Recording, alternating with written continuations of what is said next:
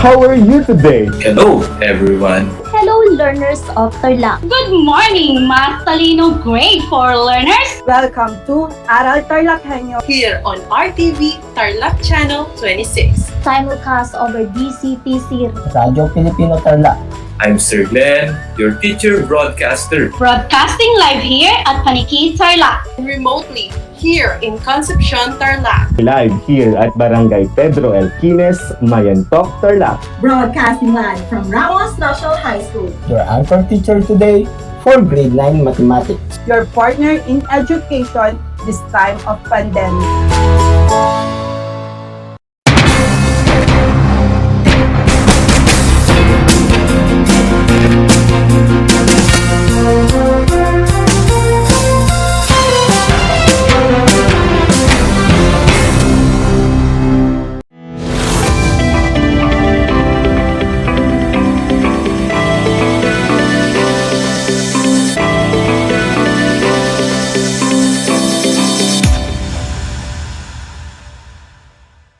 This is My Story. Hosted by Mitch Desunia. Tuwing Sabado, alas 3 hanggang alas 4 ng hapon. Mapapakinggan dito sa Radyo Pilipino at mapapanood sa RTV Tarlac Channel 26. This is My Story.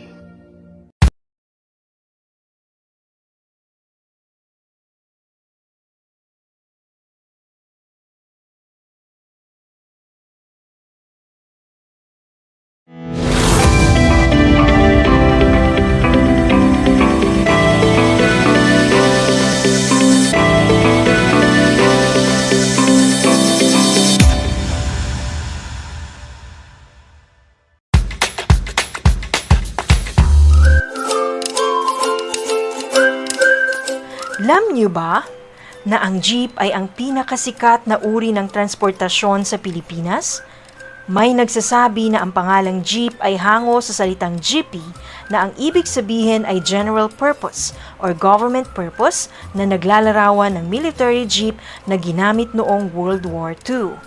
Pagkatapos ng digmaan, iniwan na ng mga sundalong Amerikano ang libu-libong jeep sa kalsada ng Maynila. Ang matibay at makulay na jeepney nga raw ay truly mestizo dahil sa half local at half foreign na katangian nito. Alam nyo na, yan ang jeep.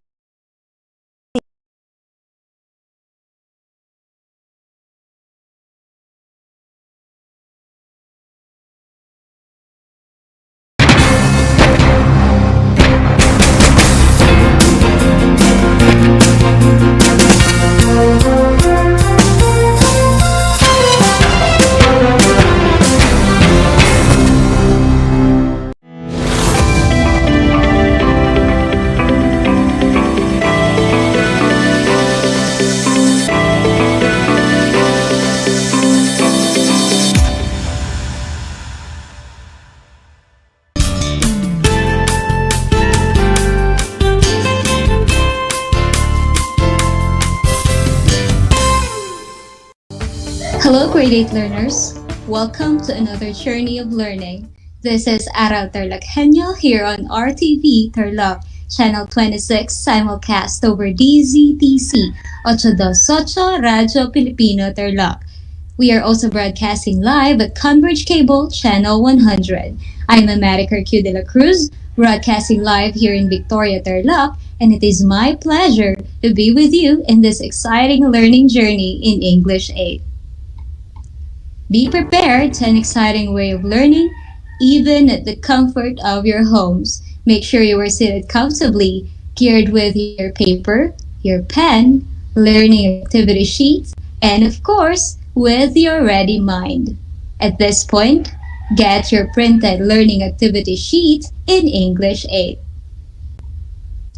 Today, we will discuss about speech delivery techniques.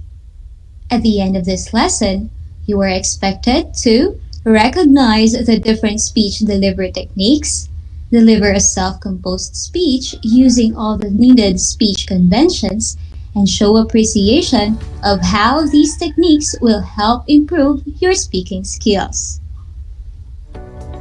In this episode, we will go through 4 activities. Activity 1, let us recall. Activity 2, let us take note. Activity 3, let us apply. And for your post-viewing and listening task, we have Activity 4A and 4B, let us strengthen. Before I proceed with today's lesson, let us recall the three main components of a speech, for we will be needing them in this topic. Let us have Activity 1 entitled Let Us Recall on your learning activity sheets. Test your knowledge on the three main components of a speech by determining whether the following sentences are true or false. Carefully read each statement and draw a smiley on the blank provided on your learning activity sheets if the statement is true. Otherwise, draw a sad face. Are you ready?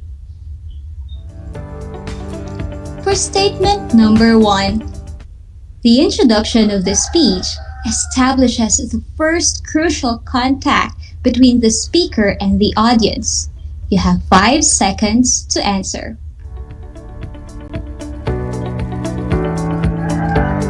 If your answer is a smiley, then you are correct. Your introduction needs to be powerful, since it needs to accomplish 3 things. First, focus your audience's attention. Second, establish goodwill and credibility. And third, give a preview. Let us proceed to statement number 2. In the body, use complex ideas for the audience to recognize and follow the key points easier. Again, you have 5 seconds to answer.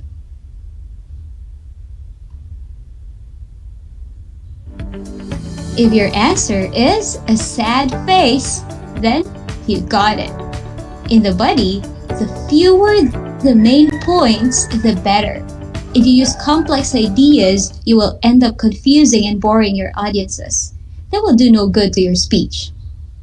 You need to organize your ideas in a clear and comprehensive manner. There are different modes of organizing the information in the body of your speech. We have the following. First, temporal organization. Second, cause and effect. Third, spatial patterns. And lastly, compare or contrast. Let's proceed to statement number 3. Following a transition from the body of the speech, the conclusion follows. You have 5 seconds.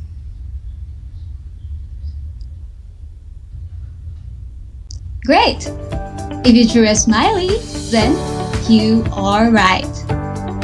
Your speech is composed of the introduction, the body, and the conclusion. Your conclusion serves 2 purposes. First is to summarize the main idea. Second is that it gives the speech a sense of closure and completion. Congratulations! You are now ready for the next part of this lesson. Do not forget to apply these concepts while we go through our discussion. We shall now proceed to the lesson proper. Let us accomplish each item to unlock new learnings. We will focus on speech delivery techniques. To find out these conventions, let us go through the tasks that follow. Be ready to dive into Philippine and world literature and history as well as we go through this lesson. Go to Activity 2 entitled Let Us Take Note on your learning activity sheets. I know some of you are already familiar with this mobile game, 4 Picks, 1 Word. Read the directions with me. Solve the following 4 Picks, 1 Word puzzles by finding what is common among the pictures. Identify the keyword referring to the picture clues. Each keyword points to a speech delivery technique. Are you ready? For puzzle number 1, examine the pictures on screen. For those who are tuning into our radio station, make sure you have your learning activity sheets with you. I will give you 5 seconds to answer.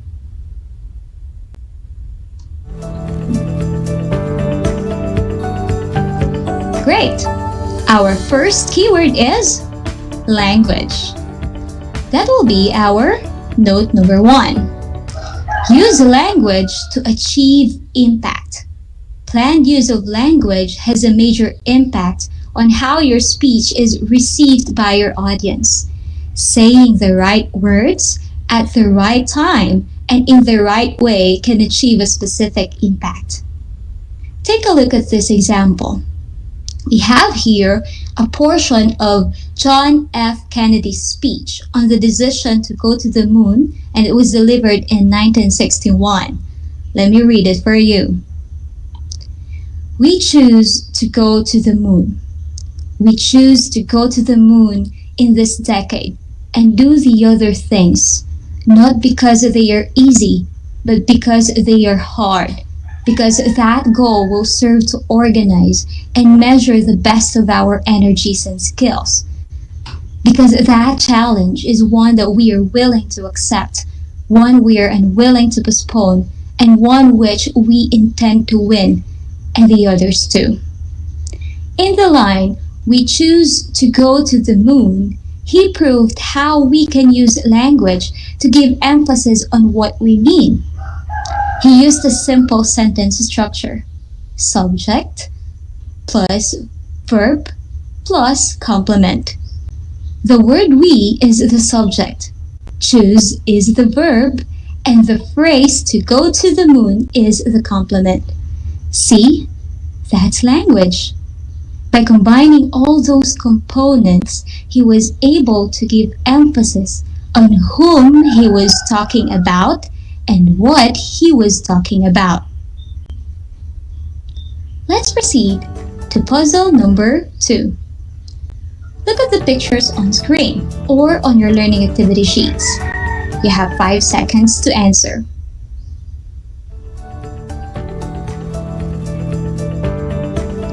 That's right. The answer is question. Note number 2. Use rhetorical questions. In your speech, you can use questions to hook your audience. These questions are asked in order to create a dramatic or to make a point rather than to get an answer. You are indirectly asking your audience to get your point. Let us have these famous lines by William Shakespeare. In Sonnet 18, a line goes this way: shall I compare thee to a summer's day? We have another from The Merchant of Venice. It goes like this: if you prick us, do we not bleed? If you tickle us, do we not laugh? If you poison us, do we not die? And if you wrong us, shall we not revenge? See? Asking questions deals with the emotions and intellect of your audience. Let us have another one by the former US President Barack Obama in his immigration address in 2014. Examine how he used questions to make people think and get his point. Listen. Are we a nation that tolerates the hypocrisy of a system where workers who pick our fruit and make our beds never have a chance to get right with the law? Are we a nation that accepts the cruelty of ripping children from their parents' arms? Or are we a nation that values families and works to keep them together? By asking those questions, he indirectly made the people take actions. Imagine how people reacted to that. Aside from asking questions, we have other speech delivery techniques. To unlock them, let us move on with our 4 picks 1 word activity. Look at the puzzle number 3. You have 5 seconds to answer.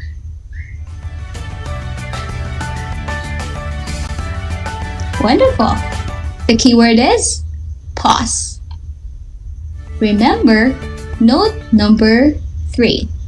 Pause at the right moment.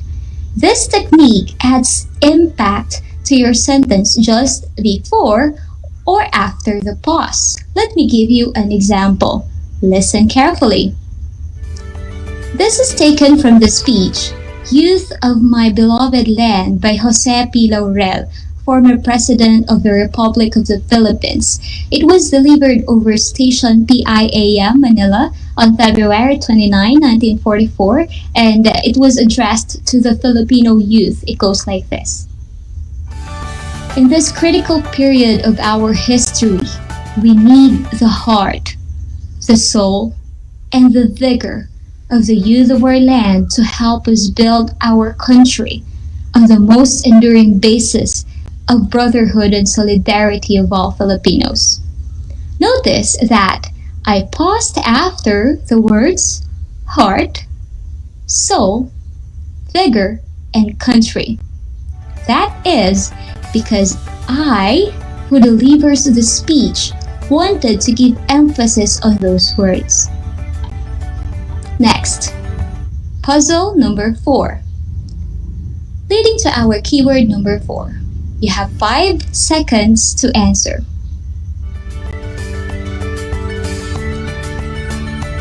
That's right. The word is repeat.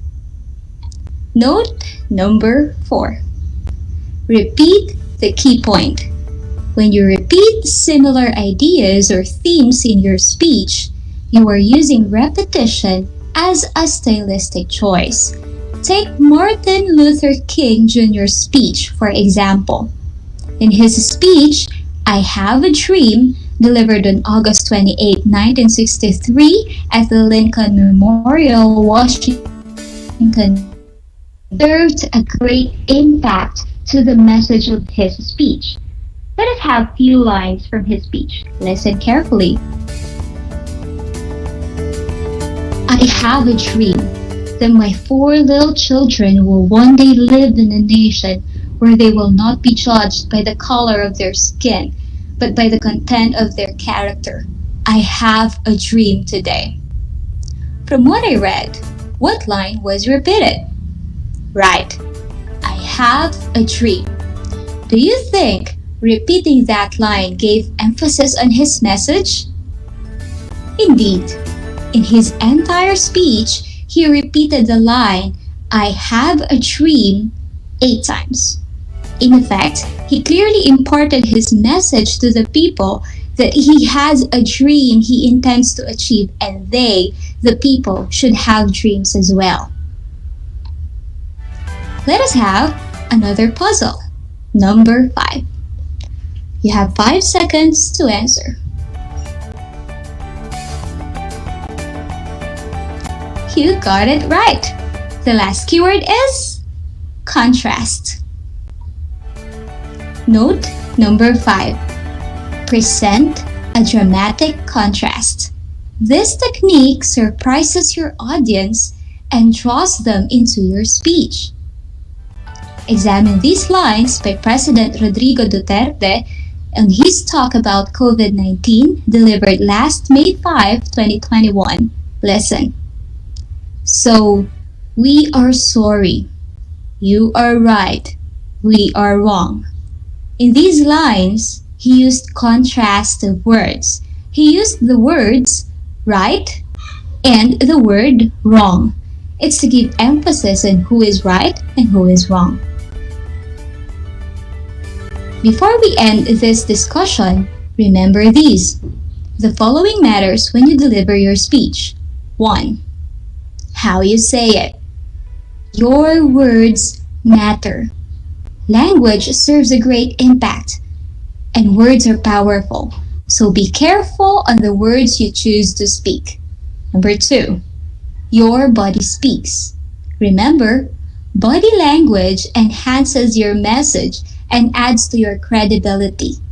And lastly, vocal variety. Keep in mind that your voice has a major effect on your audience. Congratulations! Now that we're done with the lesson, it's time to check what you've learned. Let us put your learnings into action by accomplishing the activities that follow. You can do it. Ready? Go to Activity 3, entitled Let Us Apply, on your learning activity sheets. Read the directions with me. Read the following statements carefully. On the blank before each number on your learning activity sheets, put a check mark if the statement is correct. Put an X otherwise. Number 1. To pause at the right moment is a good technique to use for the key message of your speech, right or wrong. I will give you 5 seconds to answer.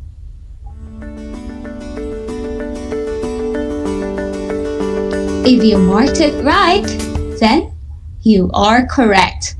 Don't be afraid to wait 3 to 5 seconds before speaking, adding maximum impact to your words. Next item, number 2. Rhetorical questions do not engage the audience and confuses your audience when delivering a speech. You have 5 seconds.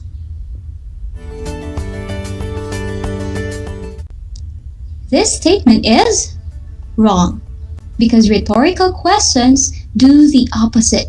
They do engage the audience to your speech. Item number 3. Careful use of language has an impact in delivering a powerful speech. You have 5 seconds. That's right. As what we mentioned a while ago, planned use of language has a major impact on how your speech is received by the audience. Saying the right words at the right time and in the right way can achieve a specific impact. Let us move on to item number 4. These lines show contrast. 10 years ago, we had a reputation for excellence. Today, we are in danger of losing that reputation. That's great! Again, this sentence is correct. Statement number 5. Repetition is useless in giving emphasis on the key ideas of your speech. Indeed, this statement is incorrect. Do you know that this technique is frequently used by politicians? A word needs to be said repeatedly before the audience begins to take in what is being said by the speaker sometimes. Statement number 6. Every word should add value and meaning to the speech. You have 5 seconds. Once more, we have here a correct statement. Every word counts. Let's have another one. Statement number 7. Your voice has a minor effect in your speech delivery. You have 5 seconds.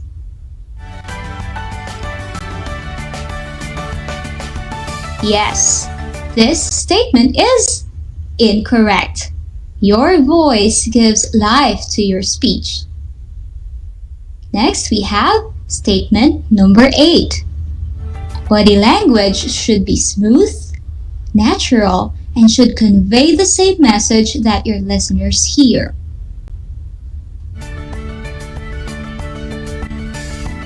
As what we've mentioned a while ago, your body speaks, so this statement is correct. Body language is an important aspect of speaking because it enhances your message and adds credibility to your speech. Statement number 9. Stance, movements, gestures, facial expressions, and eye contact help communicate your message and achieve your speech's purpose. You have 5 seconds to answer.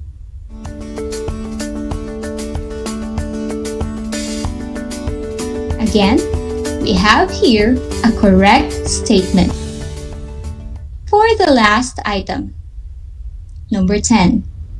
Your voice will not reflect the thoughts you are presenting. You have 5 seconds to answer. This statement is incorrect. Always remember that Your voice has a major effect to your audience. A lively, enthusiastic voice attracts and keeps the listeners their attention. Your speaking voice should be pleasant, natural, powerful, expressive, and audible. Use volume, pitch, rate, and quality, as well as appropriate pauses to reflect and add value and meaning and interest to your message. Congratulations! That was great! You did your best and properly applied what you learned from our discussion. Another chapter in this learning journey has been unlocked. Now, apply what you have learned through a more complex yet interesting task. I will give you an activity that you will accomplish after watching and listening to this episode. Apply your learnings not only from this episode but also from the previous lessons about how to develop your paragraphs, the text types, etc. Are you ready?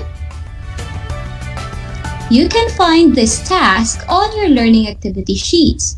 Look for Activity 4A, Let Us Strengthen. Read the directions with me.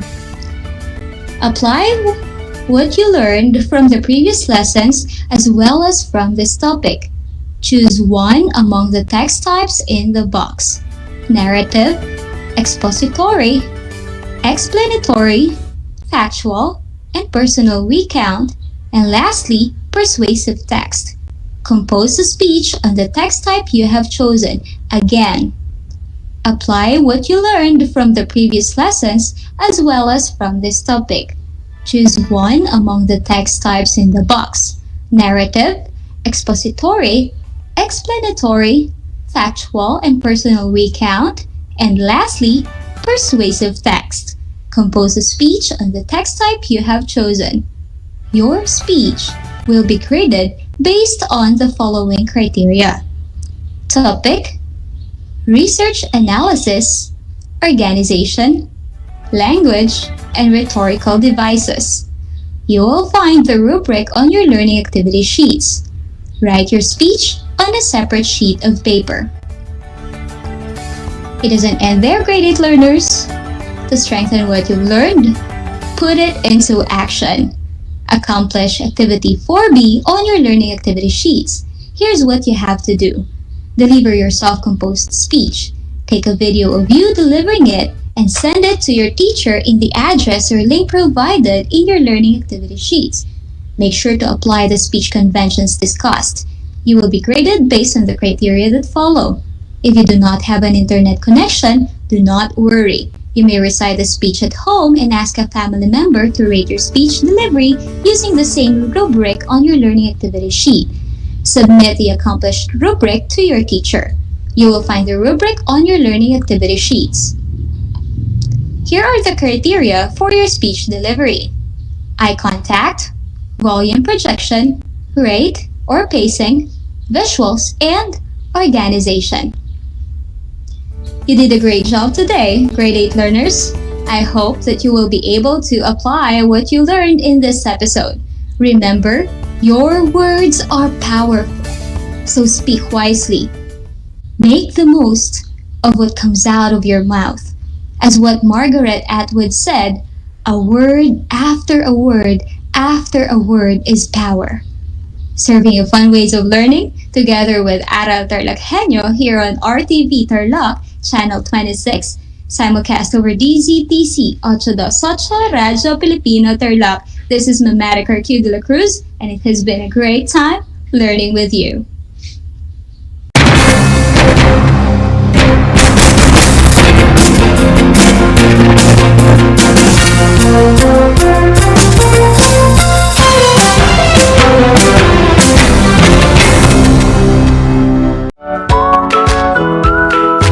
How are you today? Hello, everyone. Hello, learners of Tarlac. Good morning, Matalino Grade 4 learners! Welcome to Aral TarlakHenyo Here on RTV Tarlac Channel 26. Simulcast over DCTC. Radyo Pilipino Tarlac. I'm Sir Glenn, your teacher broadcaster. Broadcasting live here at Paniki Tarlac. Remotely here in Concepcion, Tarlac. Live here at Barangay Pedro Elquines, Mayantok, Tarlac. Broadcasting live from Ramos National High School. Your anchor teacher today for grade 9 mathematics. Your partner in education this time of pandemic.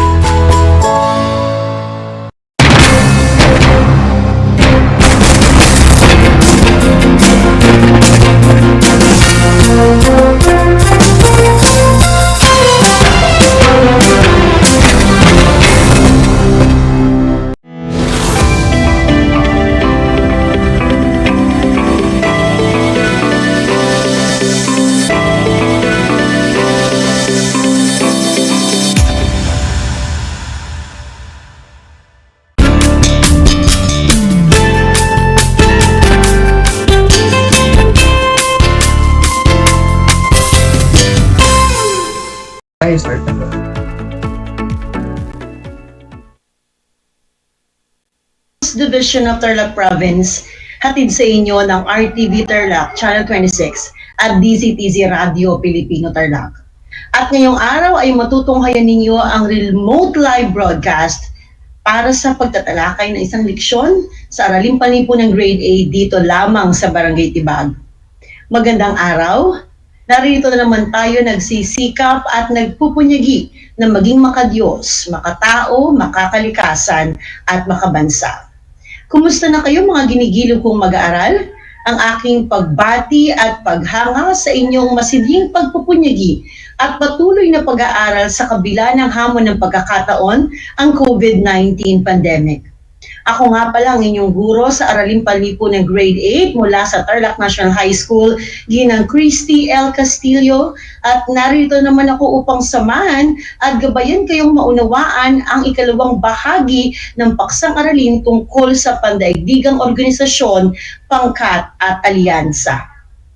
Sa lahat ng ating mga tagapaginig, mga magulang, lalong-lalo na sa lahat ng mga mag-aaral na nasa ika-8 baitang, kung kayo ay may katanungan o nais linawin tungkol sa ating leksyon sa araw na ito, maaari kayong mag-text sa numerong naka-flash sa inyong screen. At sa lahat ng ating mga tagapakinig, ang aking numero ay 0921 25 225 24. Kaya ano pang hinihintay nyo? At text na at hihintayin ko mga yun para masagot ko kayo ng isa-isa. At bago tayo dumako sa isang panibagong aralin, pinaaalahanan ko ang lahat ng mga mag-aaral tungkol sa ating tatlong kasunduan.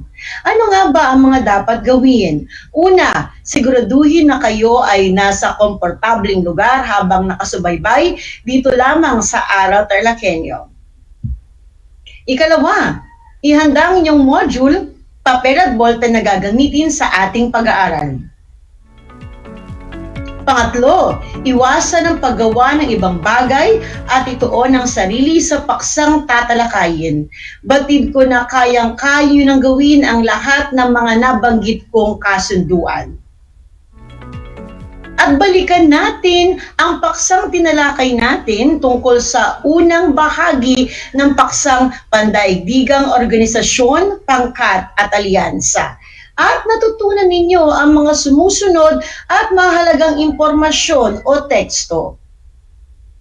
At natalakay natin ang mga paksang mga tanyag na pandaigdigang organisasyon at mga pang-ekonomikong organisasyon at trading blocks. Natutunan ninyo na mayroon tayong 4 na tanyag na pandaigdigang organisasyon. Yan ay ang mga sumusunod: European Union, Organization of American States, Organization of Islamic Cooperation, at Association of Southeast Asian Nations, or ASEAN. At natutunan din ninyo na ang mga pang-ekonomikong organisasyon at trading blocks ay ang mga sumusunod: World Bank, International Monetary Fund, at World Trade Organization.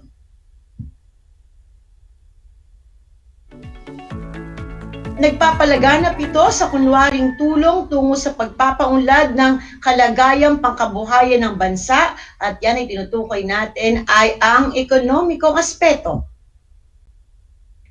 Sa kultural na aspeto, nabago ang mga likas na pananaw at paniniwala ng mga bansa.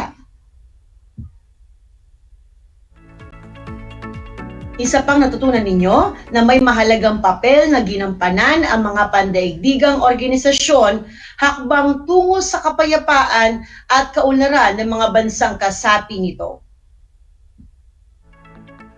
Pang-anim, ang Unyong Europeo ay isang pang-ekonomiko at pampolitikal na unyon ng 27 malalayang bansa. Ang Samahan ng mga Estadong Amerikano ay isang pandaigdigang samahang nakabase sa Washington, D.C., Estados Unidos.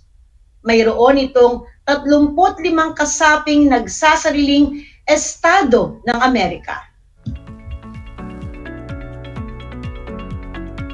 Ang OIC ay isang international na organisasyon ng 57 estado.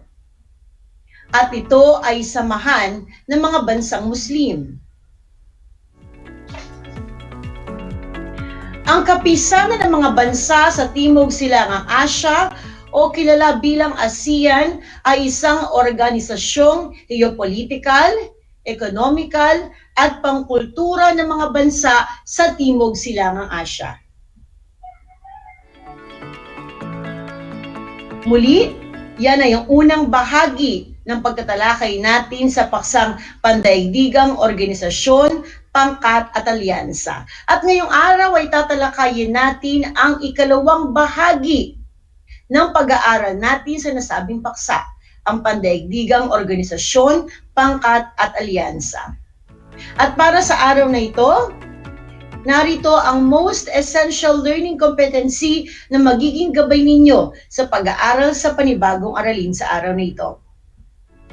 Napapahalagahan ang bahaging ginagampanan ng mga pandaigdigang organisasyon sa pagsusulong ng pandaigdigang kapayapaan. Muli, ito ay ang magiging gabay ninyo sa pag-aaral ng leksyon sa araw nito. At bago tayo dumako sa isang panibagong aralin, tayo muna ay magkakaroon ng isang napakasimpleng gawain na tiyak kong kayo ay matutuwa. Para sa ating napakasimpleng gawain, narito ang panuto. Tukuyin kung anong organisasyon ang tinutukoy ng bawat logo o larawan ng gusali. Handa na ba kayo? Alam kong handang-handa na kayo. At para sa unang bilang, kayo ay bibigyan ko ng 3 segundo para masagot ang bawat bilang. Ang logo na ito ay tumutukoy sa anong organisasyon? Ang sagot ay European Union. Sa mga nakakuha ng tamang sagot, kayo ay binabati ko. Para sa ikalawang bilang,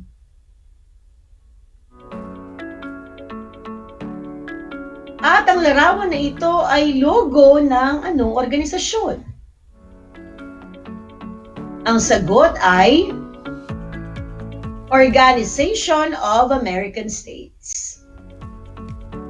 Dumako na tayo sa ikatlong larawan.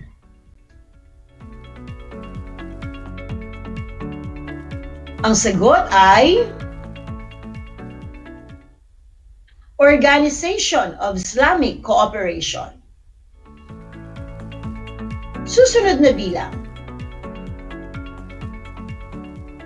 Mukhang alam nyo na ang tamang sagot. Ang sagot ay Association of Southeast Asian Nations. Panglima,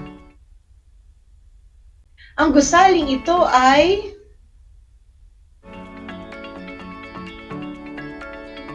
ang World Bank.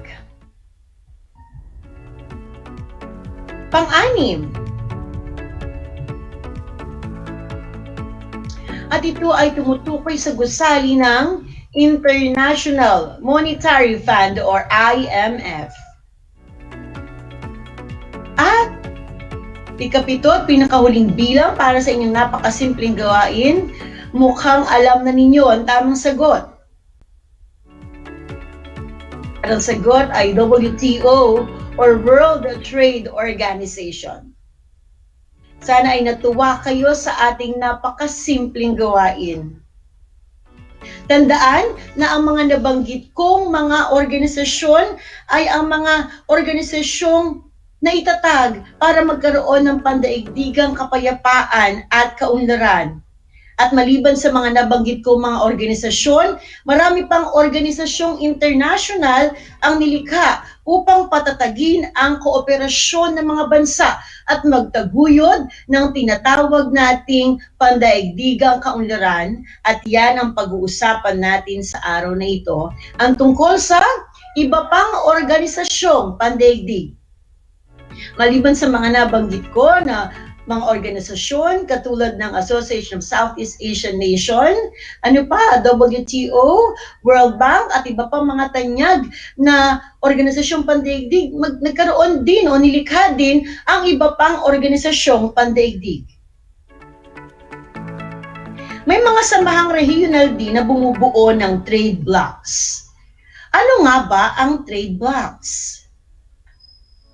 Ang trade blocks ay isang kasunduan ng mga bansang kadalasan ay magkakaanib sa isang samahang regional na naglalayong bawasan, paliitin o tanggalin ng mga taripa at mga hadlang sa taripa sa pagitan ng mga miyembrong bansa. Ngayon, meron tayong tinatawag na ASEAN Free Trade Area o ang Zonang Malayang Kalakalan ng ASEAN o tinatawag nating AFTA. At makikita sa inyong screen ang logo ng sinasabi kong organisasyon, ang AFTA. Muli, ito ay ang ASEAN Free Trade Area o Zonang Malayang Kalakalan ng ASEAN. Ito ay isang kasunduan ng hanay na pangkalakalan ng kaisipan ng mga bansa sa Timog Silangang Asya na nagtataguyod ng mga pampagawaang pampuok o tinatawag nating local manufacturing sa lahat ng bansa sa ASEAN. Pandaigdigang samahang nakabase sa Washington, D.C., Estados Unidos. Ano nga ba ang mga tahasang mithiin ng AFTA? Ito ay ang mga sumusunod. Palakihin ang hangganan bilang batayang pamproduksyon sa pandaigdigang pamilihan sa pamamagitan ng pag-awas sa loob ng ASEAN ng mga taripa at walang taripa. At akitin ang maraming panlabas na tuwirang pamumuhay sa ASEAN. Susunod ay ang tinatawag nating NAFTA o ang North American Free Trade Agreement. Ano nga ba ang tinatawag nating NAFTA? Ito ay isang kasunduan na nilagdaan ng Canada, Mexico at United States na lumikha ng trilateral trade bloc sa North America. Ito ay nagbigay bias noong 1994 na nagbigay daan sa pagkakabuo ng isang trade bloc na maituturing na may pinakamataas na pinagsama-samang purchasing power party sa GDP. Muli, yan ang tinatawag nating North American Free Trade Agreement or NAFTA. Susunod ay ang tinatawag nating Asia-Pacific Economic Cooperation or mas kilala sa tawag na APEC. Ito ay isang organisasyong binubuo ng 20 bansa at ang isang rehiyong administratibo. Ang mga kasaping bansa ay nagpupulong upang maiayos ang kanilang ugnayang pangkabuhayan, Isinusulong din ng organisasyon ang pagkakaroon ng kaunlarang pang-ekonomiya, kooperasyon, kalakalan at pamumuhunan sa rehiyon ng Asia-Pacific. Tampok ang programa ng APEC sa tinatawag nilang 3 pillars. Ano nga bang tinatawag nating 3 pillars of APEC? Una ay ang liberalisasyon ng kalakalan at pamumuhunan. Ikalawa, pagpapabilis at pagpapadali ng negosyo.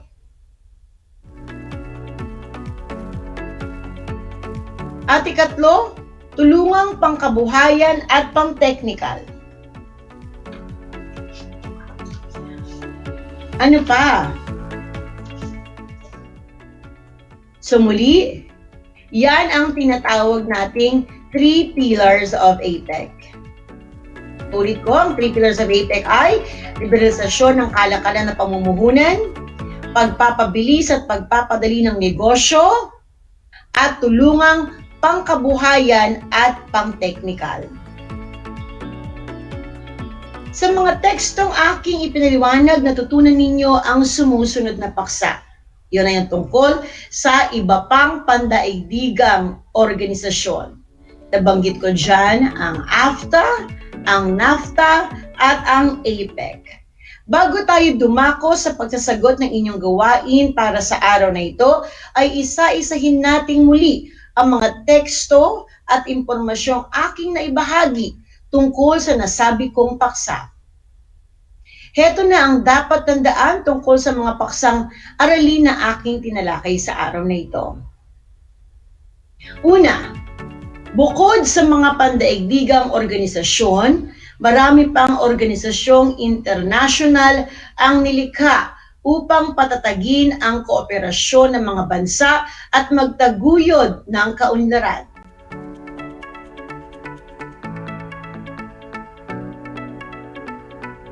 Ikalawa, nilikha ang iba pang organisasyong pandaigdig upang magbigay tulong sa pananalapi, magbigay ng kalayaan sa kalakalang international, mamahala sa pandaigdigang sistema ng pananalapi. Pangatlo, may mga samahang regional din na bumuo ng tinatawag nating trade blocs. Pang-apat, ilan sa mga nilikhang organisasyong pandaigdig ay ang ASEAN Free Trade or AFTA, ang North American Free Agreement o NAFTA, at ang Asia Pacific Economic Cooperation o APEC. Panglima, na dapat ninyong matandaan, ang AFTA ay nagtaguyod ng mga pampagawaang pampuok o local manufacturing sa lahat ng bansa sa ASEAN. Pang-anim, ang AFTA ay may dalawang mithiin na nais makamit. Ang NAFTA naman ay isang kasunduan na nilagdaan ng Canada, Mexico at United States na lumikha ng bilateral trade bloc sa North America. Ikawalo, ang APEC ay isang organisasyong binubuo ng 20 bansa at isang rehiyong administratibo.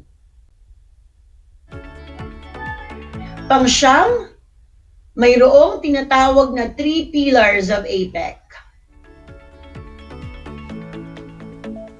Kabilang sa 3 pillars of APEC ay ang mga sumusunod: liberalisasyon ng kalakalan at pamumuhunan, pagpapabilis at pagpapadali ng negosyo, at tulungang pangkabuhayan at pang-technical.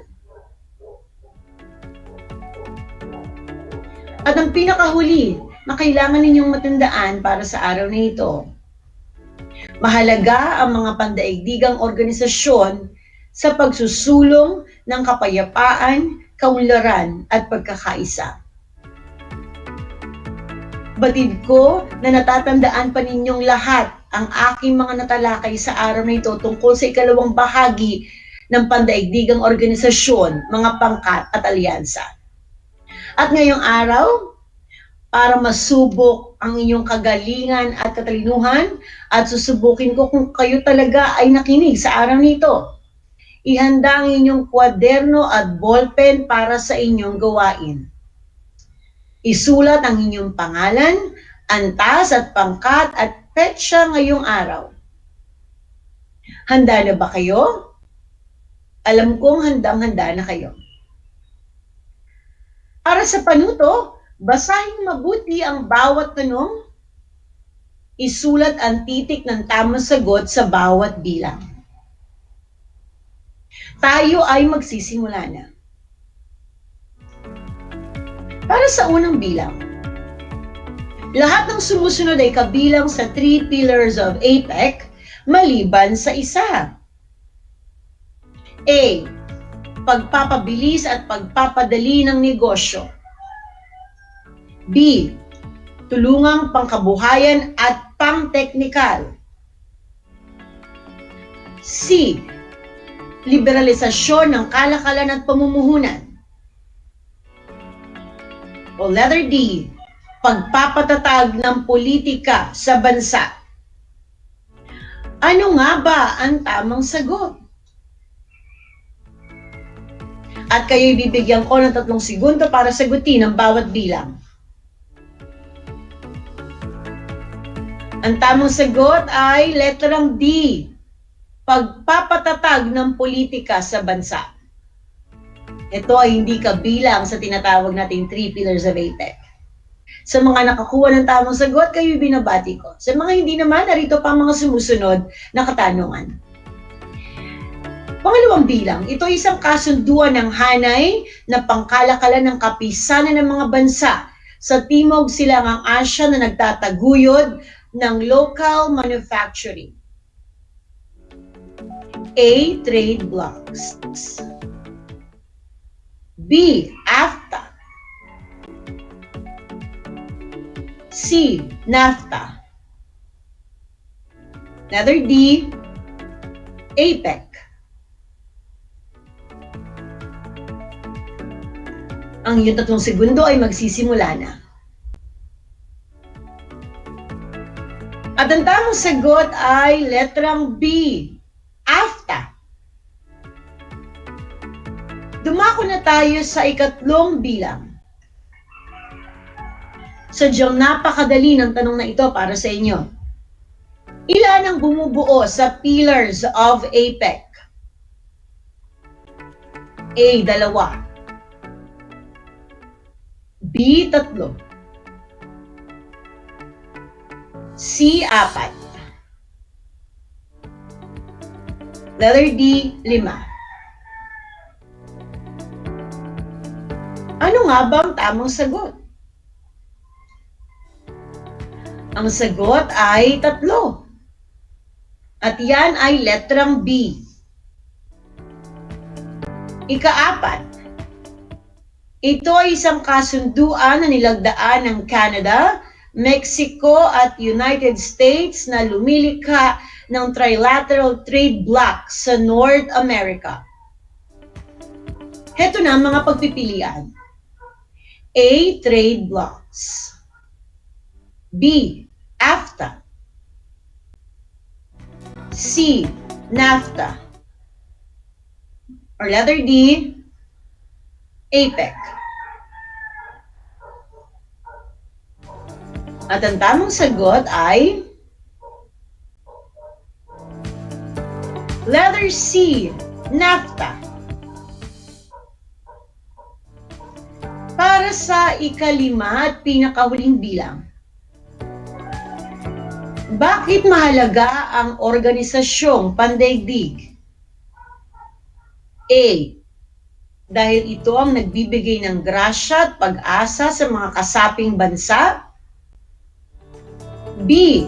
Dahil ito ang nagbibigay hudyat kung kailan dapat salakayin ng kaaway ng bansa. C. Dahil ito ang nagbibigay hudyat, dahil pinagbubuklod nito ang mga bansa, pinanatili ang kapayapaan at pagkakaisa. Or letter D, dahil ito ay nagiging paraan ng isang bansang makapangyarihan upang pamunuan ang mga bansang sakop. Ano nga ba ang tamang sagot para sa katanungang ito? At ang tamang sagot ay letrang C. Dahil pinagbubuklod nito ang mga bansa, pinapanatili ang kapayapaan at pagkakaisa. Sa lahat na nakakuha ng tamang sagot, kayo ay binabati ko. Dahil sa napatunayan ko na kayo't ay talagang nakikinig sa araw na ito. At sa mga hindi naman nakakuha ng tamang sagot ay okay lamang yan at maaari kayong bumawi sa iba pang mga gawain at sa inyong takdang aralin. At para sa inyong takdang aralin, tingnan ang gawain 6 na nasa pahina 12 ng inyong Learning Module 6. At ito na ang pinakahuling bahagi ng paksa para sa ika-4 na aralin. Isang bahagi na naman ng leksyon ang ating natapos talakayin at ako ay labis na natutuwa. Dahilan sa inyong pakikinig mula sa pinakaunang paksa hanggang sa pinakahuling paksa sa pag-aaral ng Araling Panlipunan 8 ang tungkol sa kasaysayan ng daigdig. Muli, tandaan ang inyong takdang aralin para sa araw na ito. At para sa inyong mga sagot, maaari nyo itong ipasa sa inyong Google Classroom account at sa Messenger account ng inyong guro sa Araling Panlipunan 8. At bilang pagwawakas, ako'y mag-iiwan ng isang kataga mula kay Henry Ford na nagsasabing, "Coming together is a beginning. Keeping together is progress. And working together is success." Isang napakagandang kataga mula kay Henry Ford na ito ay nagbibigay sa atin na isang paalaala kung gaano kaimportante ang pagkakaisa at pagtutulungan upang makamit natin ang tinatawag nating pandaigdigang kaunlaran at pandaigdigang kapayapaan. Sana huwag ninyong kalimutan mahalagang aral na inyong natutunan mula sa ating leksyon at sikapin ninyong ibahagi ito sa iba. Inaasahan ko na kayo'y natuto sa araw na ito. Heto na ang huling episode sa pag-aaral ninyo ng Araling Panlipunan Grade 8 para sa school year 2020-2021 sa pamamagitan ng proyektong Aral TarlakHenyo ng Schools Division of Tarlac Province sa tulong ng RTV Tarlac Channel 26 at DCTZ Radio Pilipino Tarlac. Kami ay lubos na nasisiyahan sa pagbabahagi ng aming kaalaman sa mga kabataang tulad ninyong tinagurian naming pag-asa ng bayan. Sana ay patuloy kayong magsumikap sa kabila ng ating nararanasan dahilan sa pandemyang COVID-19. Tandaan na mahal namin kayo at gagawin namin ang aming makakaya sa pagtupad ng aming sinumpaang pangako bilang inyong mga guro. At iyon ay mula sa aming puso. Muli, ako ang inyong guro sa Araling Panlipunan Grade 8, Ginang Christy L. Castillo, na nagsasabing ang pag-aaral ng kasaysayan ay daan sa pagiging makadiyos, makatao, makakalikasan, at makabansa. Hanggang sa muli at paalam na sa inyo. At isa yung masayang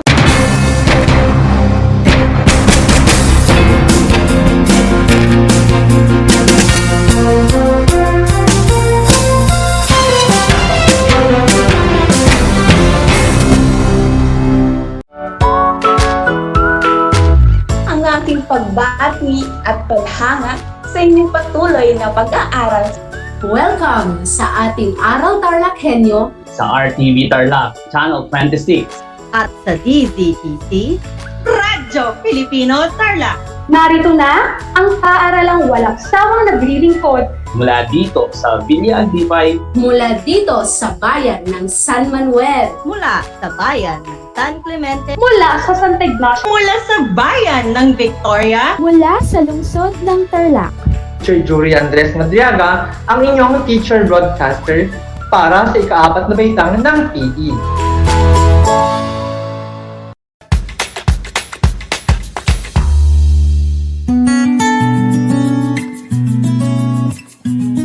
Alam niyo ba na ang kinikilalang Guinness Book of World Records holder bilang pinakamaliit na commercially harvested fish ay isang sinarapan? Ito ay matatagpuan lamang sa Pilipinas, sa Lake Buhi sa Bicol River. Isa itong uri ng goby na may transparent na katawan na may sukat na 12.5 mm. Alam mo na, yan ang sinarapan.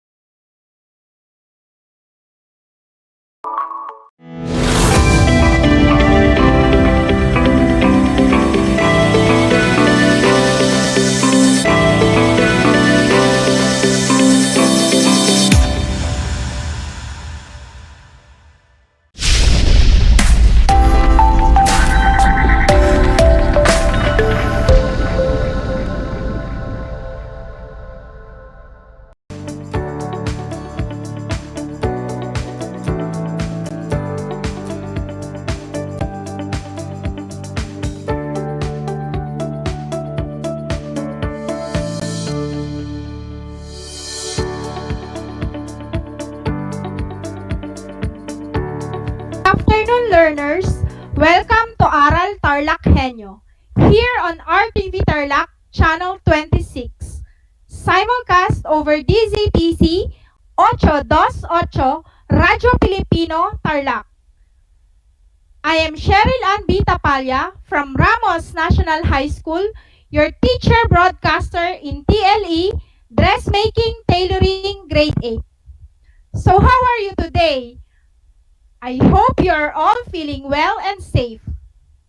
If you have questions for today's topic, you can reach me at 0963 43 43 484.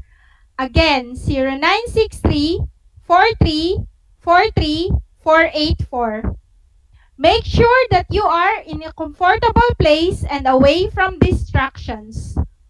Do not forget to prepare your compendium of notes in dressmaking, tailoring, and the materials needed in taking body measurements, like tape measure, plus paper and ball pen. Now, my dear learners, are you ready to enjoy and learn something new? But before we proceed to our new lesson, let us have a review of our past lesson. We spoke about the two systems of measurement in the previous lesson.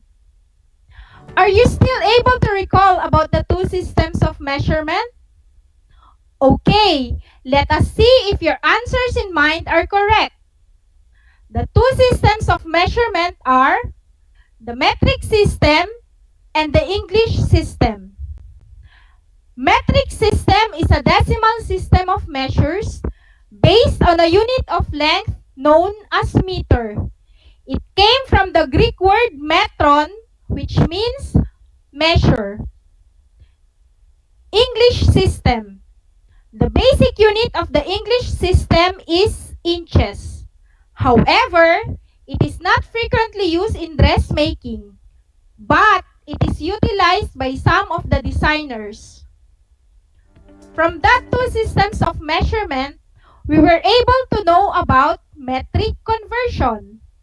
Mathematical application was used to have an accurate metric conversion of the measurements of body parts and in measuring the length and width of the materials. We just have to remember the basic conversion, which is 1 inch is equal to 2.5 centimeters. Now, my dear learners, try to convert the following. Number 1, 100 meters is equal to how many inches? Number 1, 100 centimeters is equals to how many inches? Number 2, 10 inches is equal to how many centimeters? Again, number 2, 10 inches is equal to how many centimeters? And number 3, 24 inches is equal to how many centimeters? Again, number 3, 24 inches is equal to how many centimeters? I will give you 10 seconds to solve it.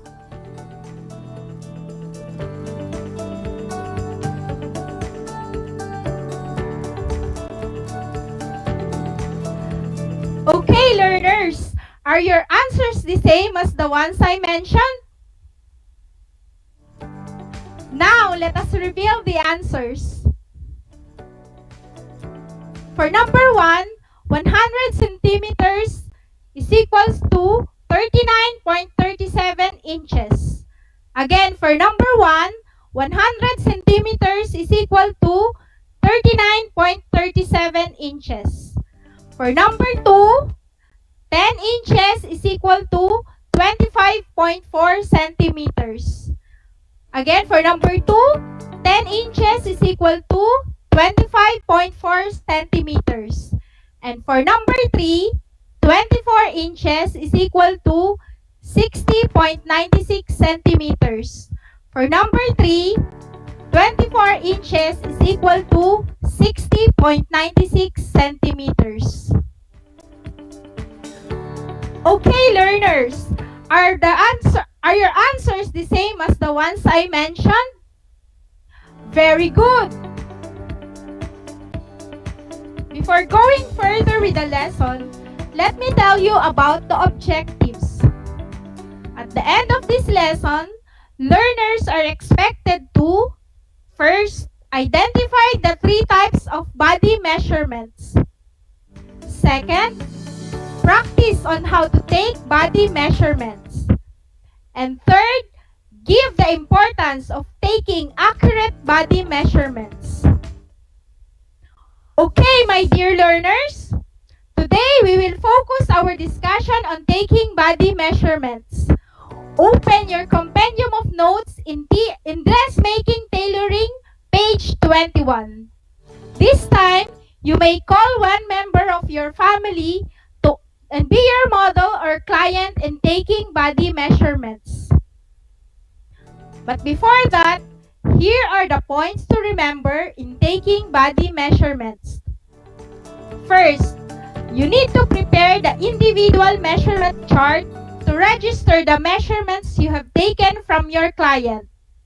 The record should be kept so that it is readily accessible when he or she comes back for another project. Second, ask the client to stand straight while taking measurements. Remember to remove extra materials inside the pockets like wallet or cell phone. Third, use a soft flexible type of tape measure so it will be flat on the part to be measured. It is better if you work in pairs. And lastly, when measuring lengths, let the tape measure hang freely for more accurate measurements. Okay, learners, let us begin our lesson by knowing the importance of taking accurate body measurements. When body measurements are accurate, the garments will fit. A well-fitted garment can enhance not only the look of the person, but also the personality. The measurement of attire depends on several factors like the style, the type of the garment, and the gender of the customer. Next with our lesson are the 3 types of body measurements. The 3 types of body measurements are horizontal measurement, vertical measurement, and circumferential measurement. Let us start with horizontal measurements. These are the body measurements taken from the left of the figure to the right. These are the horizontal body measurements: shoulder, back chest, front chest, and bust distance. Body parts with horizontal measurements.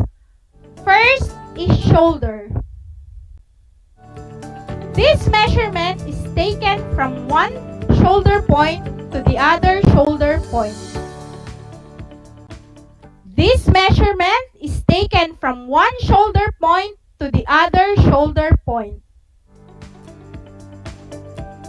Next is back chest. This measurement is taken from one back armhole seam to the other. This measurement is taken from one back armhole seam to the other. Third is front chest.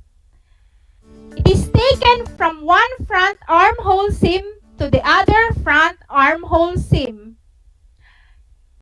It is taken from one front armhole seam to the other front armhole seam. Last is bust distance. This measurement is taken from the tip of the bust to the other tip.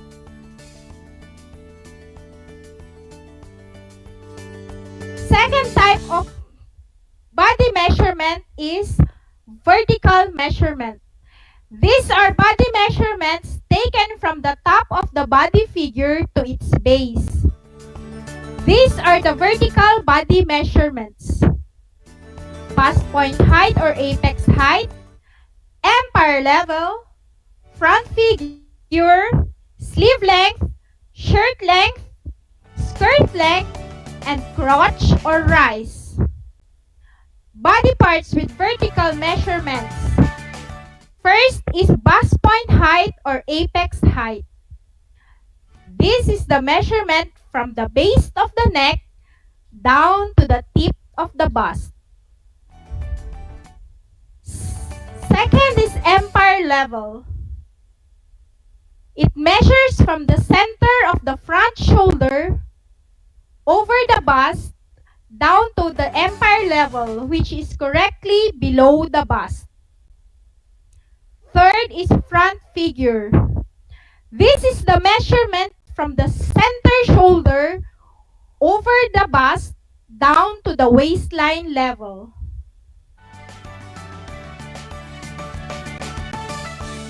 Next is sleeve length. This measurement is taken from the tip of the shoulder down to the desired length of the sleeve. This measurement is taken from the tip of the shoulder down to the desired length of the sleeve. Next is shirt length. This is taken from the nape down the center back to the desired length. This is taken from the nape down the center back to the desired length. Another one is skirt length. This measurement is taken from the waistline level down to the desired length of the skirt. This measurement is taken from the waistline level down to the desired length of the skirt. And the last one is crotch or rise. This is measured by placing a ruler between the legs, then measuring below the waistband down to the top level of the ruler. The third type of body measurement is circumferential measurements. These are the measurements taken around the body. Circumferential body measurements are bust, empire circumference, waist, hip 1, hip 2, bottom or hem, neck, armhole, arm girth, and wrist. Body parts with circumferential measurements. First is bust. This measurement is taken around the fullest part of the bust, passing the tip of the nipple. This measurement is taken around the fullest part of the bust, passing the tip of the nipple. Empire circumference. This measurement is taken around the whole circumference of the empire level. This measurement is taken around the whole circumference of the empire level. Waist. This measurement is taken along the smallest part of the waistline. This measurement is taken along the smallest part of the waistline. Hip 1. This measures 4 inches from the waistline, then proceed measuring around the hip level where the stomach is fullest. This measures 4 inches from the waistline, then proceed measuring around the hip level where stomach is fullest. Hip 2. This measurement is taken from the waistline, measure 8 inches, then proceed measuring around the buttocks. This measurement is taken from the waistline, measure 8 inches, then proceed measuring around the buttocks. Bottom or hem. This is taken around the fullest part of the bottom. This is taken around the fullest part of the bottom. Neck. This measure around the base of the neck with 2 fingers inserted for easing. This measures around the base of the neck with 2 fingers inserted for easing. Armhole. This measure around the circumference of the armpit. This measures around the circumference of the armpit. Arm girth. This measurement is taken around the arm. This measurement is taken around the arm. And the last is wrist. This is taken along the whole circumference of the wrist with 2 fingers inserted for easing. This is taken along the whole circumference of the wrist with 2 fingers inserted for easing. And for our recap, the 3 types of body measurements are horizontal measurement, vertical measurement, and circumferential measurement. Horizontal body measurements are shoulder, back chest, front chest, and bust distance. Vertical body measurements are bust point height or apex height, empire level, front figure, sleeve length, shirt length, skirt length, and crotch or rise. And lastly, circumferential body measurements are bust, empire circumference, waist, hip 1, hip 2, bottom or hem, neck, armhole, arm girth, and wrist. And that concludes our lesson in taking body measurements. How is your work coming along? If you think your work is not up to standard, that's fine. Just keep on practicing. My dear learners, hope that you have learned something new from our topic for today. Okay, my dear students, are you still with me? I hope you are. So, are you ready now for a short quiz? You may write your answers on a sheet of paper, or you may comment your answers on the comment section. I will read the questions and choices twice. Are you ready? Okay, let's begin. Let me read first the direction. Select the letter of the best answer from the given choices. Question number 1. What measurement is taken from the center of the shoulder over the bust down to the waistline? A. Bottom. B. Bust. C. Front figure. Again, question number 1. What measurement is taken from the center of the shoulder over the bust down to the waistline? A. Bottom.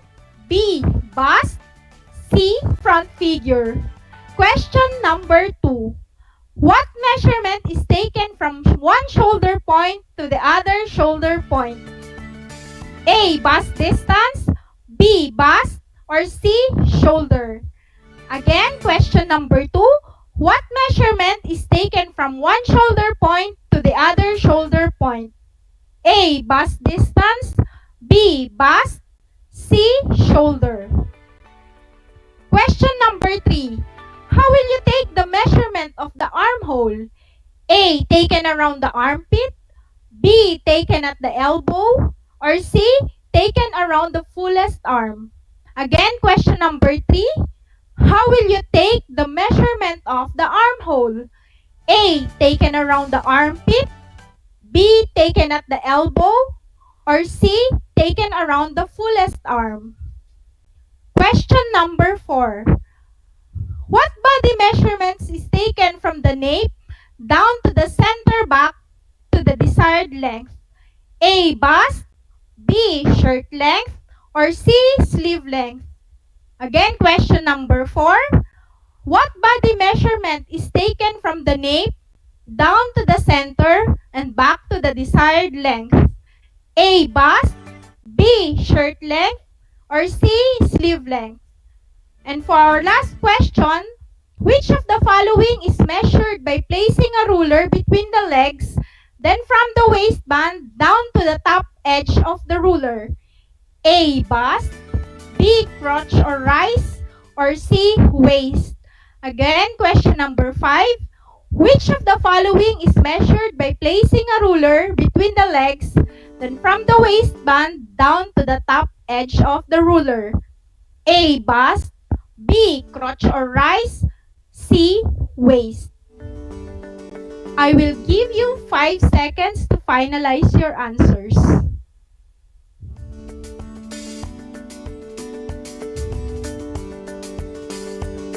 Okay, learners, let us now check your answers. Are you ready? Answer for number 1 is letter C, front figure. Answer for number 1 is letter C, front figure. Answer for number 2 is letter C, shoulder.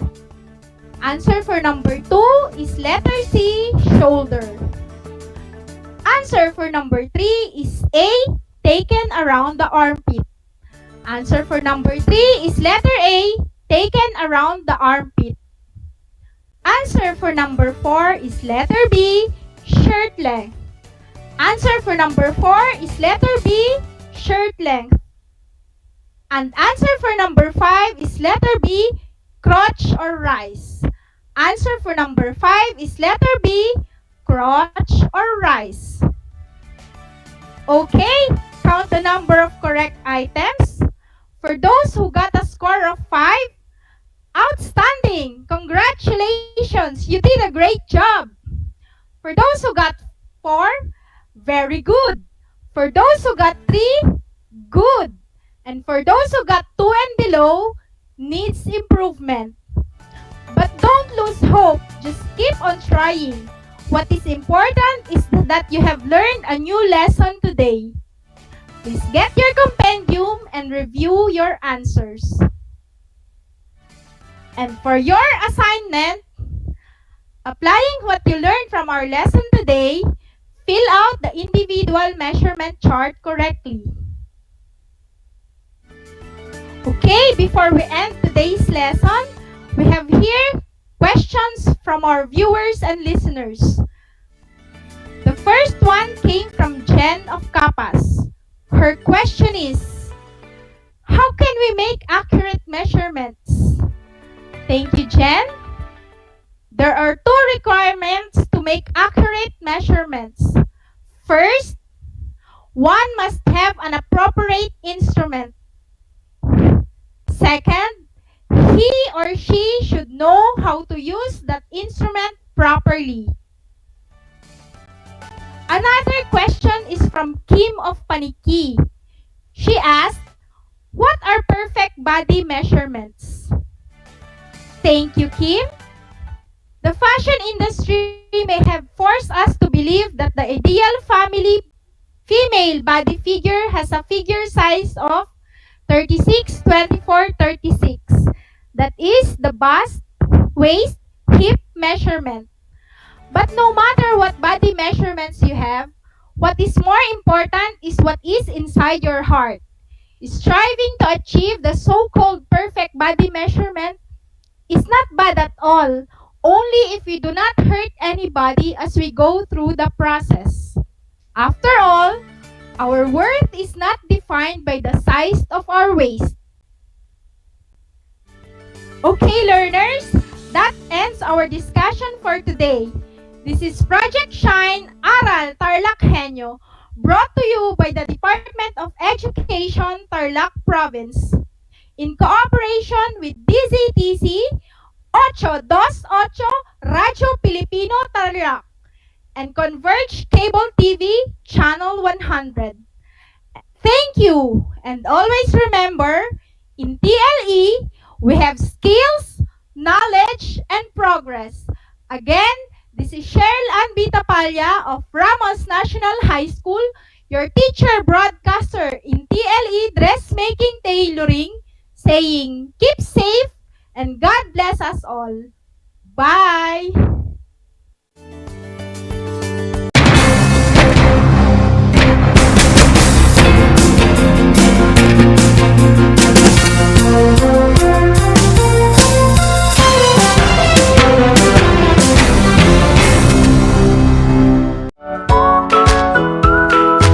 How are you today? Hello, everyone. Hello, learners of Tarlac. Good morning, Mas Talino Grade 4 learners. Welcome to Aral TarlakHenyo Here on RTV Tarlac Channel 26. Simulcast over DCTC Radio Pilipino Tarlac. I'm Sir Glenn, your teacher broadcaster. Broadcasting live here at Paniki, Tarlac. Remotely here in Concepcion, Tarlac. Live here at Barangay Pedro Elquines, Mayantok, Tarlac. Broadcasting live from Ramos National High School. Your anchor teacher today for grade 9 mathematics. Your partner in education this time of pandemic.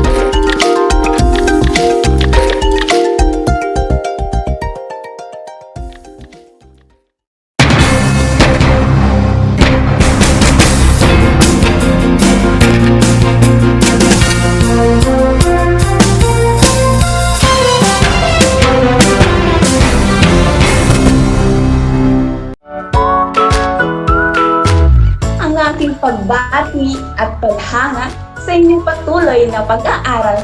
Welcome sa ating Aral TarlakHenyo sa RTV Tarlac, Channel 26. At sa DZTC, Radyo Pilipino Tarlac. Narito na ang paaralang walang sawang naglilingkod Mula dito sa Villa Aldipay, mula dito sa bayan ng San Manuel. Mula sa bayan ng San Clemente. mula sa Santa Ignacio, Mula sa bayan ng Victoria. Mula sa lungsod ng Tarlac. Teacher Jury Andres Madriaga, ang inyong teacher broadcaster para sa ika-4 na baitang ng PE.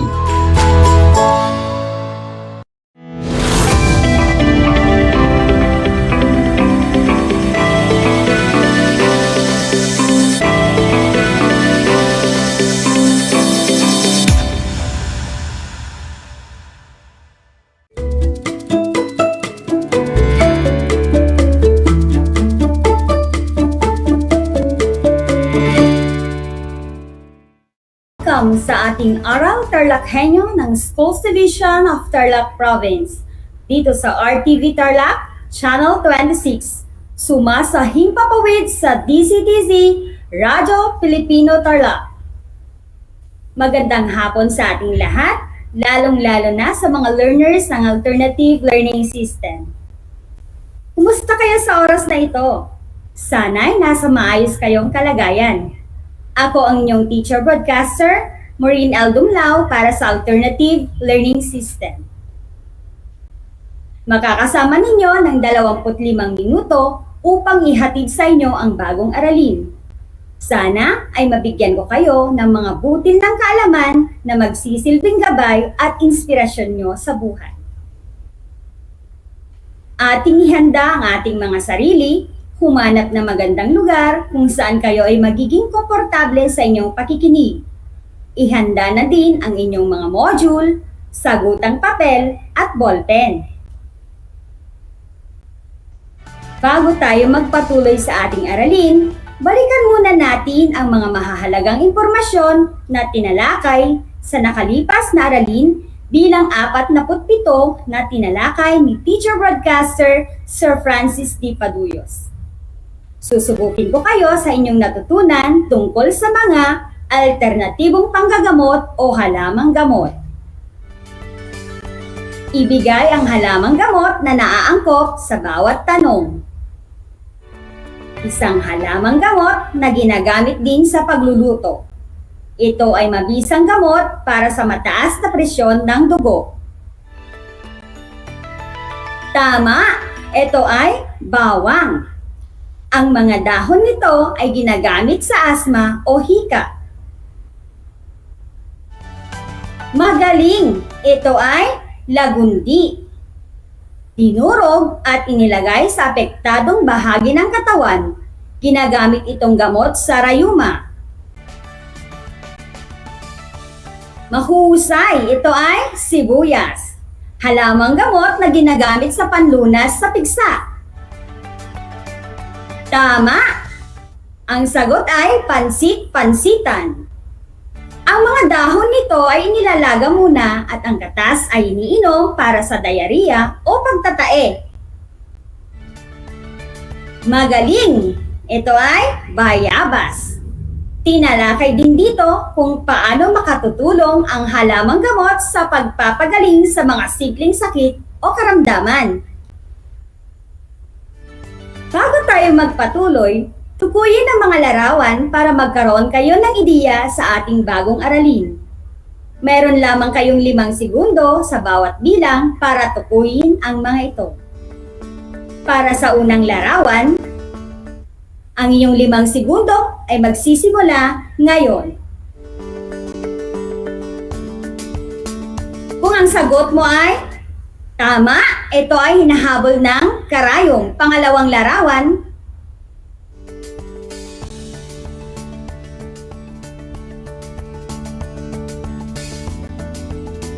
Ito ay luha ng buwaya. Pangatlong larawan.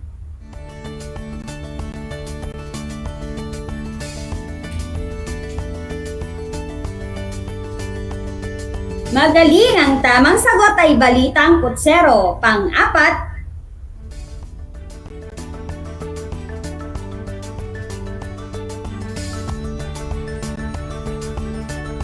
Tama, ito ay makatiang dila. At ang panglima,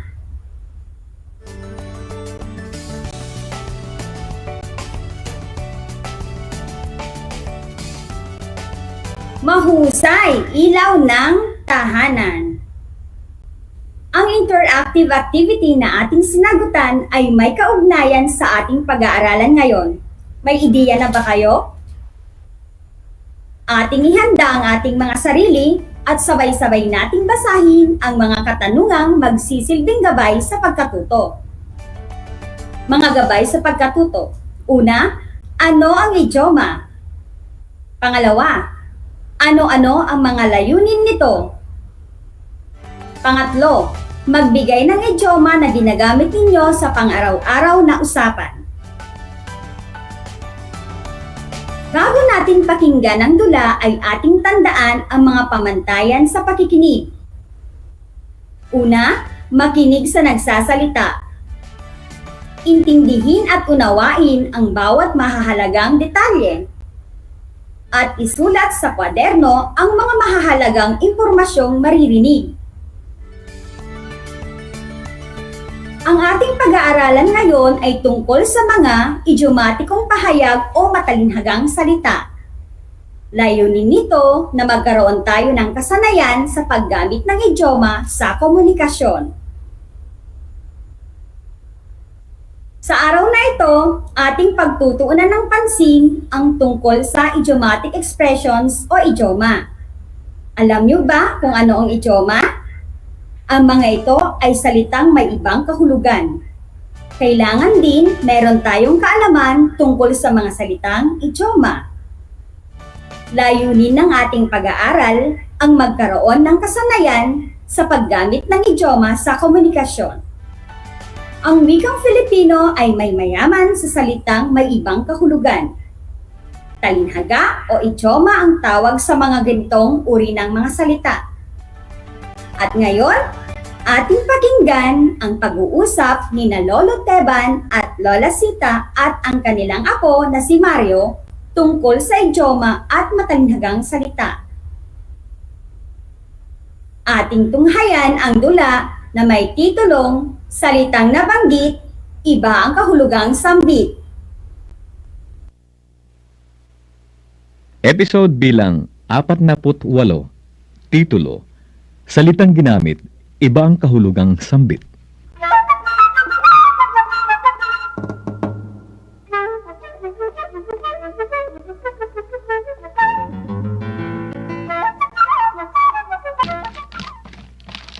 Hoy, Sita! Sita! May madali ka. Mahuhuli na itong apo natin. Oh, ang sige. tagal-tagal mo. Oh. Dali, napapaso na ako rito sa init ng araw. Nandyan na, damong teban ka. Sabi ko kasi, dalhin mo sombrero mo. Ayan, pinabalik mo pa ako dito sa bahay. Eh kaya nga dumali ka na dyan, ano ka ba? Mahuhuli na sa eskwelahan itong si Mario. Sos, Maria, panay na. Tawag ko, pero hindi pa rin pumupunta rito. Mapapanot na ang ulo ko sa init dito. Sige na nga, nandyan na ako. Hindi ko talaga makita yung sombrero mo eh.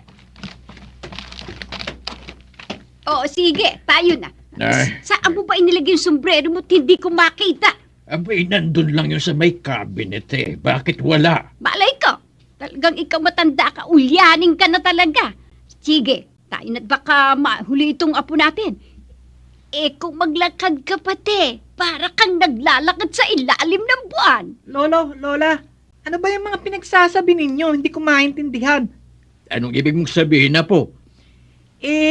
Yung mga salita nyo kasi napapaso sa init. Panot na ang ulo sa init. Maglalakad sa ilalim ng buwan. Iyo ba, Apo? Naku, alam mo, mga talinghaga yan. Mga salitang merong ibang kahulugan. Tulad ng napapaso sa init. Ibig sabihin, naiinita ng lolo mo. Iyon namang panot ang ulo sa init. Ang ibig sabihin, totoong mainit. Kaya pati buhok ng lolo mo'y parang nalalagas na. Yun pong maglalakad sa ilalim ng buwan. Iyo ba? Naku, ang ibig sabihin nun, mabagal maglakad. Ay naku, mahirap palang intindihin ang layo ng kahulugan sa mga salitang binanggit. Ay talaga po, marami ka pang bigas na kakanin. Lolo naman, hayaan na naman kayo. O teka, ibubulong ko sa iyo, Mario, ang ibig sabihin niyan. Halika, lumapit ka, apo. Lumapit ka. Sige, Lola. Oh, ayan. Ano? Naintindihan mo na ang sinasabi ng lolo mo, ha? Oy, Teba! Naku, ikaw naman tumigil ka na niyan. Hindi maintindihan itong ating apong si Mario ang pinagsasasabi mo. Mabuti pa'y bilis-bilisan natin ang paglalakad. Abay, kailangan pag-aralan niya ang mga salitang yan, Sita. Bahagi ang mga ganong salita ng ating wika. Oo, nako. Sige, bilis-bilisan ninyo ang paglalakad kayong maglolo. Teka, Lola, tingnan nyo.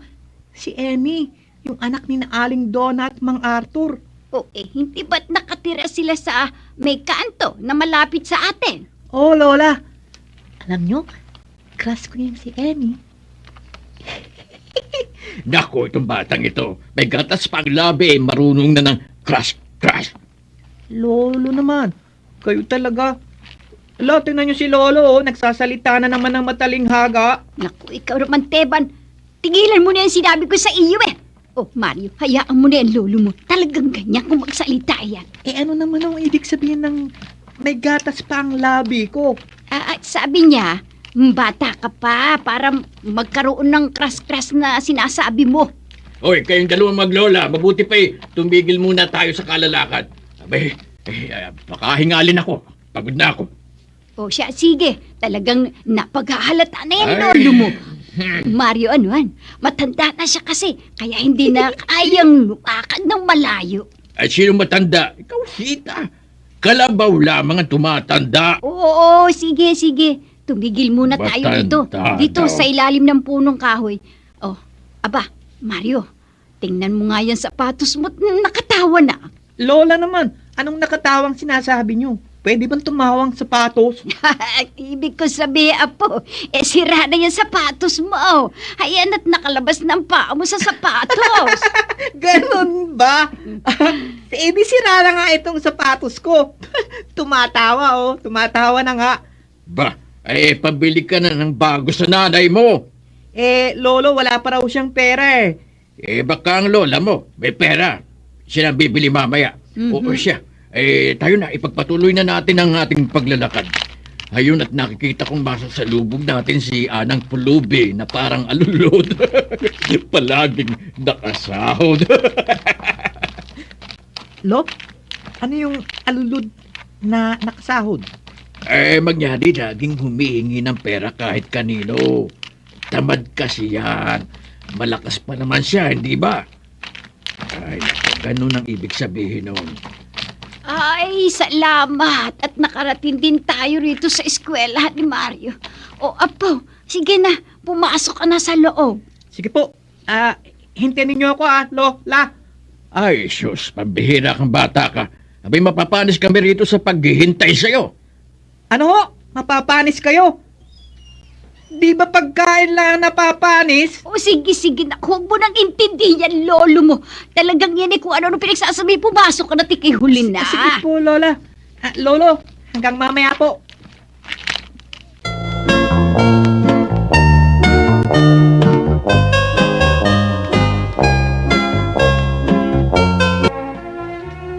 Ay. Santisima bata yung apo mong yan, Sita. Abay, pinamiyasa kasi. Kaya ganyan. Inahatid na rito sa eskwelahan. Gusto, hihintayin pa hanggang lumabas. Abay, para tayong nag-aaral din nito. Ikaw naman, Teban. Pabayaan mo na yung bata. Wala naman tayong ginagawa sa bahay dito ba anong ginagawa natin? Nakakainip ang maghintay. Huwag ka nang magreklamo, Teban. Apo naman natin yan si Mario at nag-iisa lang yan. Ano pa nga bang gagawin ko kundi yan maghintay hanggang sa lumabas yung Just King Mario na yan? Ay. Abay, kay laking damulag gustong magpapahatid sundo pa. Ay. Siya, sige na, pasensya ka na. Ay. Naku, ikaw, Teban, mabuti dito kahit pa paano, nalilibang tayo. Marami tayong nakikita. Hindi tulad sa bahay na tayong dalawa lang ang aalog-alog sa buong kabahayan. nga, yan na nga lang ang konsuelo natin. Teka, dyan ka na muna.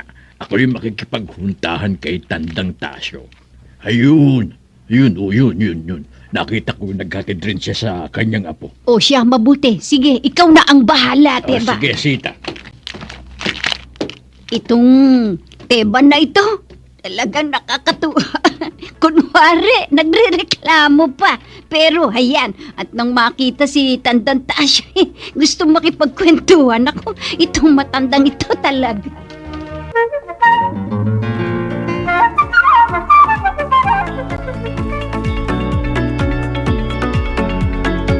Sa pamamaraan nating mga Pilipino, kadalasan gumagamit tayo ng salita na may ibang kahulugan. Hindi natin sinasabi ng diretsahan ang mensaheng gusto nating tukuyin. Maaring may dahilan tayo kung bakit natin ginagawa ito. Maaring ayaw nating masaktan ang isang tao kaya gumagamit tayo ng mga salitang hindi direktang tumutukoy sa ating mga damdamin. Pero maaring wala naman tayong dahilan sa paggamit ng idioma. Talaga lang naman na bahagi ito ng ating wika. Pero kayo ba ay sumasang-ayon sa akin sa pagsabing kay ganda ng pakinggan ng ating wika? Lalo na't kapag ginagamit natin ang idioma. Hindi ba't parang namumulaklak sa ganda ang ating wika? Ito'y mayaman sa mga salitang nagbibigay kulay sa ating wika at sa mga salitang sumasailalim sa ating kultura at sa mga katangian nating mga Pilipino. Napakinggan na natin ang dula na may titulong Salitang Nabanggit, Iba ang Kahulugang Sambit. Ngayon ay aalamin natin ang kahulugan ng idioma sa bawat pangungusap. Para sa panuto, basahin at intindihin ang idiomang nakasalungguhit sa bawat pangungusap. Bilugan ang titik ng tamang sagot. Bibigyan ko kayo ng 5 segundo para sagutin ang tanong sa bawat bilang. Para sa unang katanungan, sa drama sa radyo, nasabi ni Don Felipe na malapit na ang pag-iisang dibdib ng kanyang anak na si Alejandro at ni Marinela. Ano ang ibig sabihin nito? A. Ikakasal na sina Alejandro at Marinela. B. Magkakaanak na sina Alejandro at Marinela. C. Maghihiwalay na sina Alejandro at Marinela. O D. Magiging magnobyo na sina Alejandro at Marinela. Ang inyong 5 segundo ay magsisimula ngayon. Mahusay! Ang tamang sagot ay titik A. Para sa ikalawang tanong, naghalo ang balat sa tinalupan nang malaman niya ang katotohanan. A. Nagkabati. B. Pinagsama-sama ang mga balat at tinalupan. C. Nagkaigihan. O D. Matinding labanan o awayan sa pagitan ng dalawa o higit pang mga tao.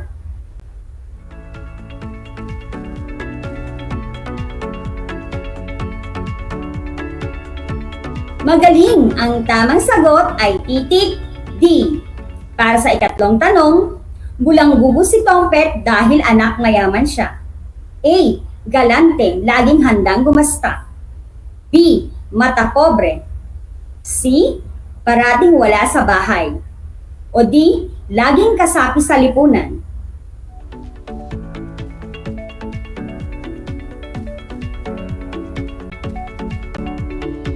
Ang tamang sagot ay titik A.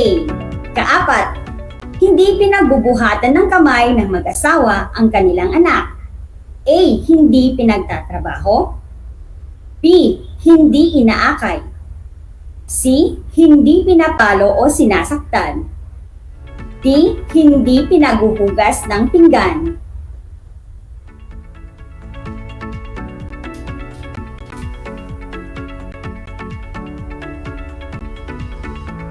Correct! Ang tamang sagot ay titik C. Para sa huling katanungan, nag-alsabalutan ang magkakapatid dahil sa kanilang mga magulang. A.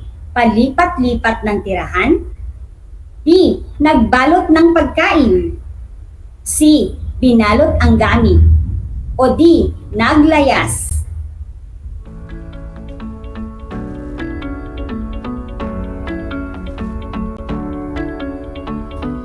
Magaling! Titik D ang tamang sagot. Ano nga bang kahulugan ng idioma o sawikain? Ang idioma o sawikain ay salita o grupo ng mga salitang patalinghaga ang gamit. Ito ay nagbibigay ng di-tuwirang kahulugan. Tandaan, nakatutulong ang paggamit ng idioma o sawikain upang mas lalong mabigyan diin ang isang pahayag o pangungusap. Ito ay nakapupukaw sa damdamin ng mga nakikinig o nagbabasa. At ito rin ay nagpapayaman at nagbibigay kulay sa ating wika. Para sa ikalawang gawain, panuto.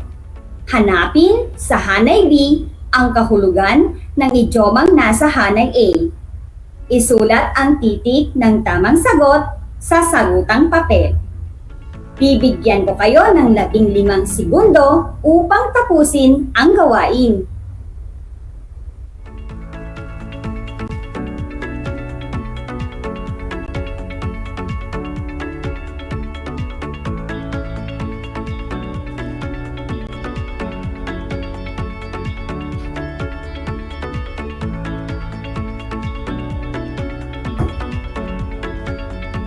Ayan, tapos na ninyo ang inyong gawain. Atin nang sasagutin ang mga ito.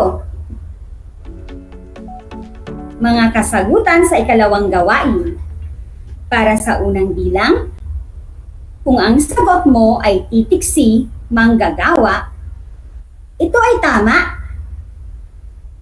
Pangalawa, kung ang sagot mo ay titik D, mayaman, tama. Pangatlo, ang tamang sagot ay titik E, nagkagalit.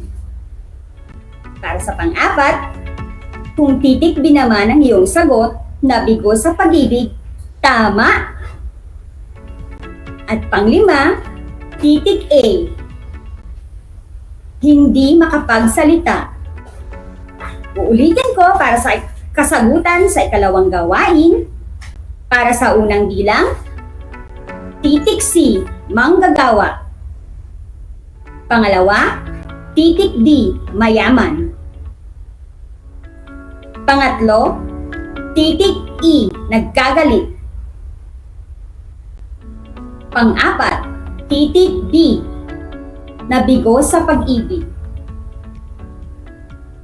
Panglima, titik A, hindi makapagsalita.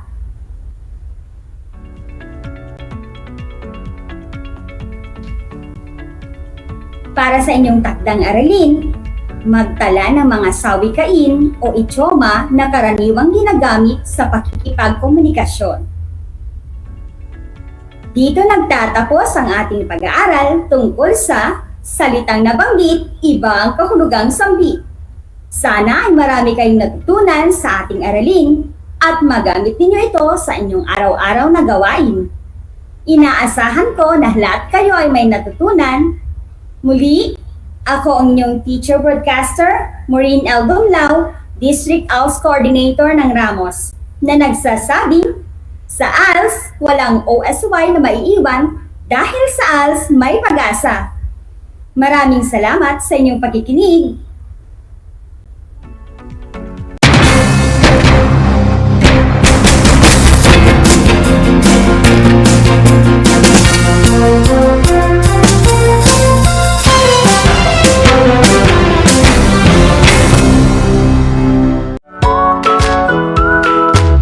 Kumusta ginigilaw kong mga mag-aaral? Muling sumasa inyo ang Aral TarlakHenyo Mula sa RTV Tarlac, Channel 26 at DZTC 828 Radyo Pilipino. Ako ang inyong guro, Ginoong Orlando Santos Alejo Jr. sa sining pang-industriya ng ika-4 na baitang sasamahan at gagabayan ka Gamit ang makabagong paraan ng komunikasyon.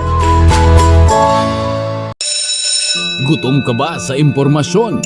May namiss ka bang subject at leksyon? Gusto mo bang alalahanin ang nakaraan o dagdagan ang iyong kaalaman? Lahat yan alamin natin because the professor is in. Professor on air and online. Kasama si Professor Willie Perez. Isang oras na kaalaman, isang oras na makabuluhan. Professor on air. Mamangha at tumawa sa mga tips at trivia. Sa gabay at tanong, sagot ka rin niya. Professor on air and online. Kasama si Professor Willie Perez. Tuwing Sabado, alas 10 hanggang alas 11 ng umaga. Mapapakinggan sa Radyo Pilipino at mapapanood sa RTV Tarlac Channel 26. Professor on air.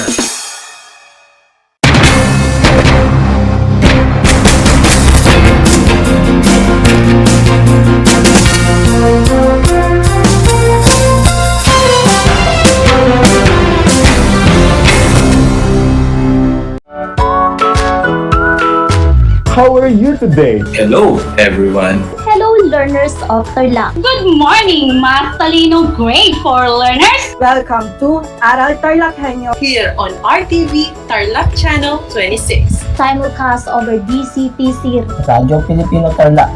I'm Sir Glenn, your teacher broadcaster. Broadcasting live here at Paniki Tarlac. Remotely here in Concepcion, Tarlac. Live here at Barangay Pedro Elquines, Mayantok, Tarlac. Broadcasting live from Ramos National High School. Your anchor teacher today for grade 9 mathematics. Your partner in education this time of pandemic. This is my story. Ano ang kwento ng buhay mo? Malungkot? Masaya? May kababalaghan? O puno ng aksyon? Ang bawat kwento ng kapwa nating Pilipino ay mahalaga. This is my story. Sama-sama nating ibahagi ito upang magbigay aral at inspirasyon sa ating lahat. This is my story. This is my story. Hosted by Mitch Desunia. Tuwing Sabado, alas 3 hanggang alas 4 ng hapon. Mapapakinggan dito sa Radyo Pilipino at mapapanood sa RTV Tarlac Channel 26. This is my story.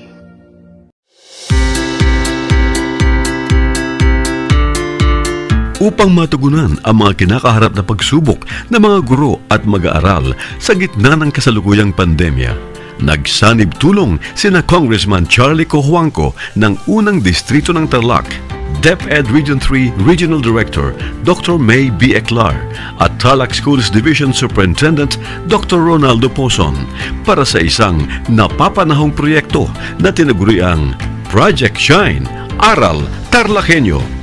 Ang mga mag-aaral ng Grade 4 at Grade 5, ganon din ang Grades 8 and 9 sa buong probinsya ng Tarlac, kasalukuyang sumasailalim sa radio-based instruction.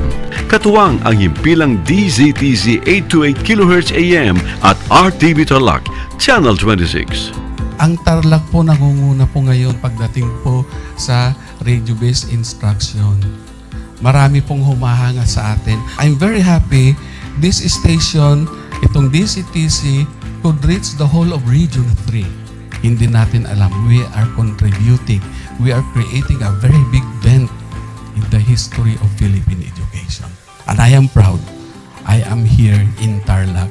This is the noble cause of education in which you and I, without you knowing it, we are bound to do.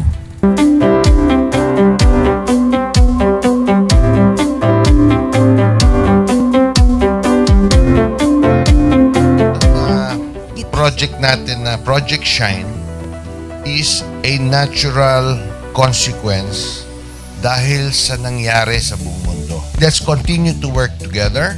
I think it's very Filipino to practice bayanihan in anything or most of the things that we do. And this is a manifestation of that. No? We have private sector, we have DEPED, we have local government, all working together. And I hope the parents of some of these children, especially the parents that did not graduate from school or hindi nakapag-aral nung sila ay bata, sana naman gamitin na nila itong opportunity na mag-schooling na rin sila kasama ng mga anak nila para mag-bonding pati ang mga magulang sa mga bata. I look at this as doing God's work. Diba? So if you do God's work, it feels right. It's righteous. It's for good, not for evil. Good morning and happy learning, grade 4.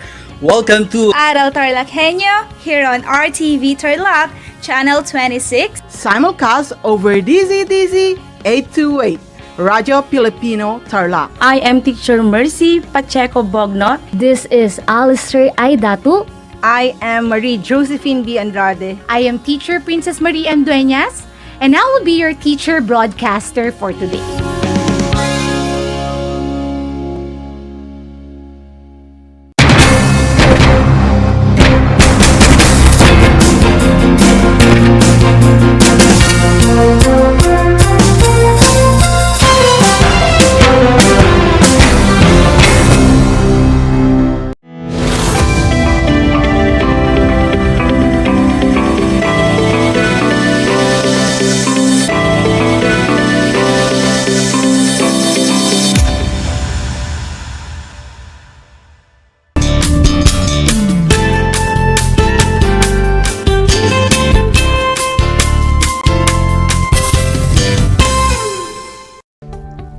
Good afternoon, grade 9 learners. Welcome to the second episode of English 9 4th quarter, MELC 1.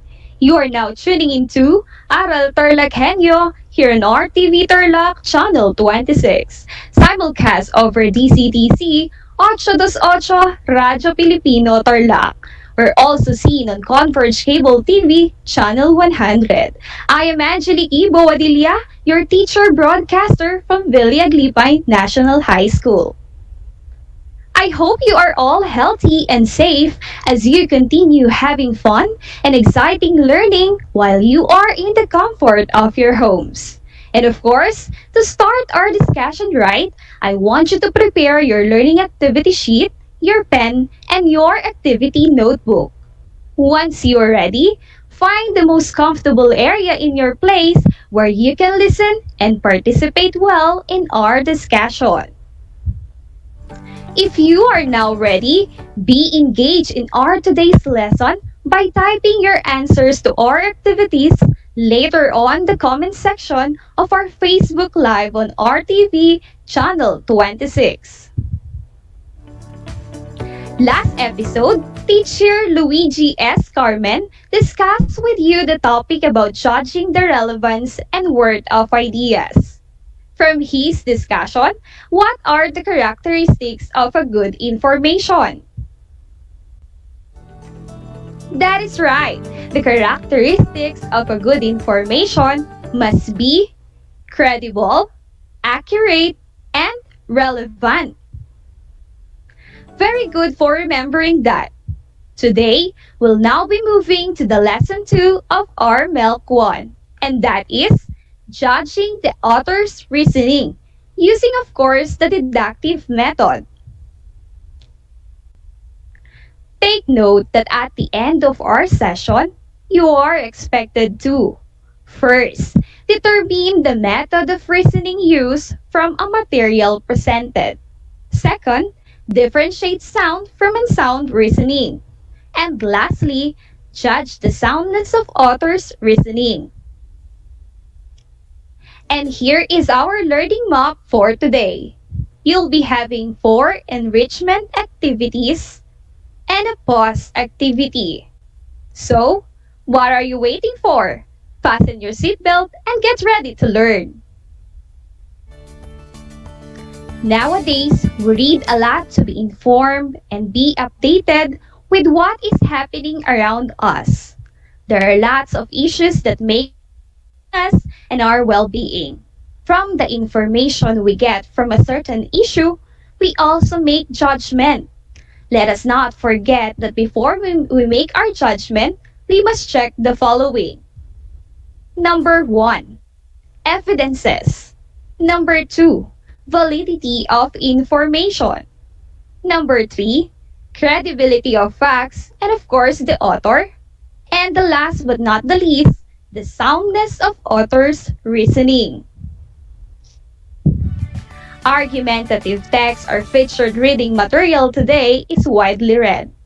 It is actually a piece of writing that takes a stance on an issue, whose purpose is to convince a reader that a point of view is valid, or to persuade the reader to take a specific action. Examples of it are the editorial and column writing you usually read in your school publication, or on your favorite newspaper like the Manila Bulletin. An argumentative text has three major components. Let us take a look at the example here and let's identify them. Here is the example. Read with me. Before you light the end of that ugly little white stick, stop and think. Do you want to be one of those people who smells like an ashtray, has leathery wrinkly skin, and who can't even walk up the step without being out of breath? I don't think so. So, listen right now before you start. Smoking causes heart disease, lung cancer, and other atrocious diseases. It also can even shorten your life up to 20 years. If you don't care about health issues, think about your appearance. Smokers have yellow teeth, black lungs, and smell horribly. Why would you want to smoke? It's simple. You don't. Listen up now because there are ways to stop. Please put out the cigarette, take a breath of fresh air, and march in the direction of a smoke-free life. You don't want to smoke, believe me. Now, let's see. From the text, the claim is in the last sentence. Claim simply refers to the thesis statement of the text. And then the next component is the reason. The reason are found in the second, fifth, and seventh sentence of the text. Reason simply support the claim. And the last component is the evidence. The evidence from the text is shown in the fourth sentence. Evidence refers to facts, documentation, or testimony used to strengthen a claim, support the argument, and reach the conclusion. I hope you've got the point. Let us now try to awaken your mighty minds in our first activity entitled Figure It Out. In your learning activity sheet on page 1, let us test if you knew what kind of statements are the following. For the directions, identify whether the given statements are letter A, fact, B, opinion, C, reasoning or claim, or D, evidence. Choose the letter of the correct answer and write it directly on your learning activity sheet. Is that clear? If so, let us now begin with number 1. According to DOH, the Philippines has 576,352 COVID-19 cases as of February 28, 2021. What is your answer? If your answer is letter D, evidence, you've got it correct. Now let's move on to number 2.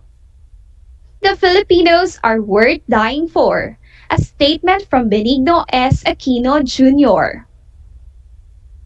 What is your answer? Very good if your answer is letter C, claim. The next number is number 3. President Rodrigo Roa Duterte is the 16th President of the Philippines and the 6th President of the Fifth Republic. What is your answer? Very good if your answer is letter A, fact. Now, let's move on to number 4. The population of the Philippines is more than 46,113 as of 2020 according to www.macrotrends.net. What is your answer? Exactly! The answer is letter A again, fact. And the last number for this activity is number 5. I believe COVID-19 is the worst virus of all time. What is your answer? If your answer is letter B, opinion, very good, my grade 9 students. Did you get a perfect score? If you did, good job. If not, don't worry, we still have another set of exciting activities for you. Remember that a good argument is supported with well-organized reasons and evidences. The focus of our discussion today is the deductive reasoning and identifying the soundness of author's argument. And for you to understand our lesson, let's first define the terms. And the first one is deductive reasoning. Let us take a look at this example. One of our customers is unhappy with his experience. He does not like how long it takes for a return call. Therefore, if we provide a quicker response, he will be more satisfied.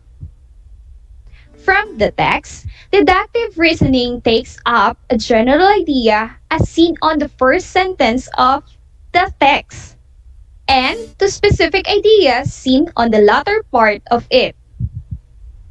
It is also referred to as the top-down thinking. Got it?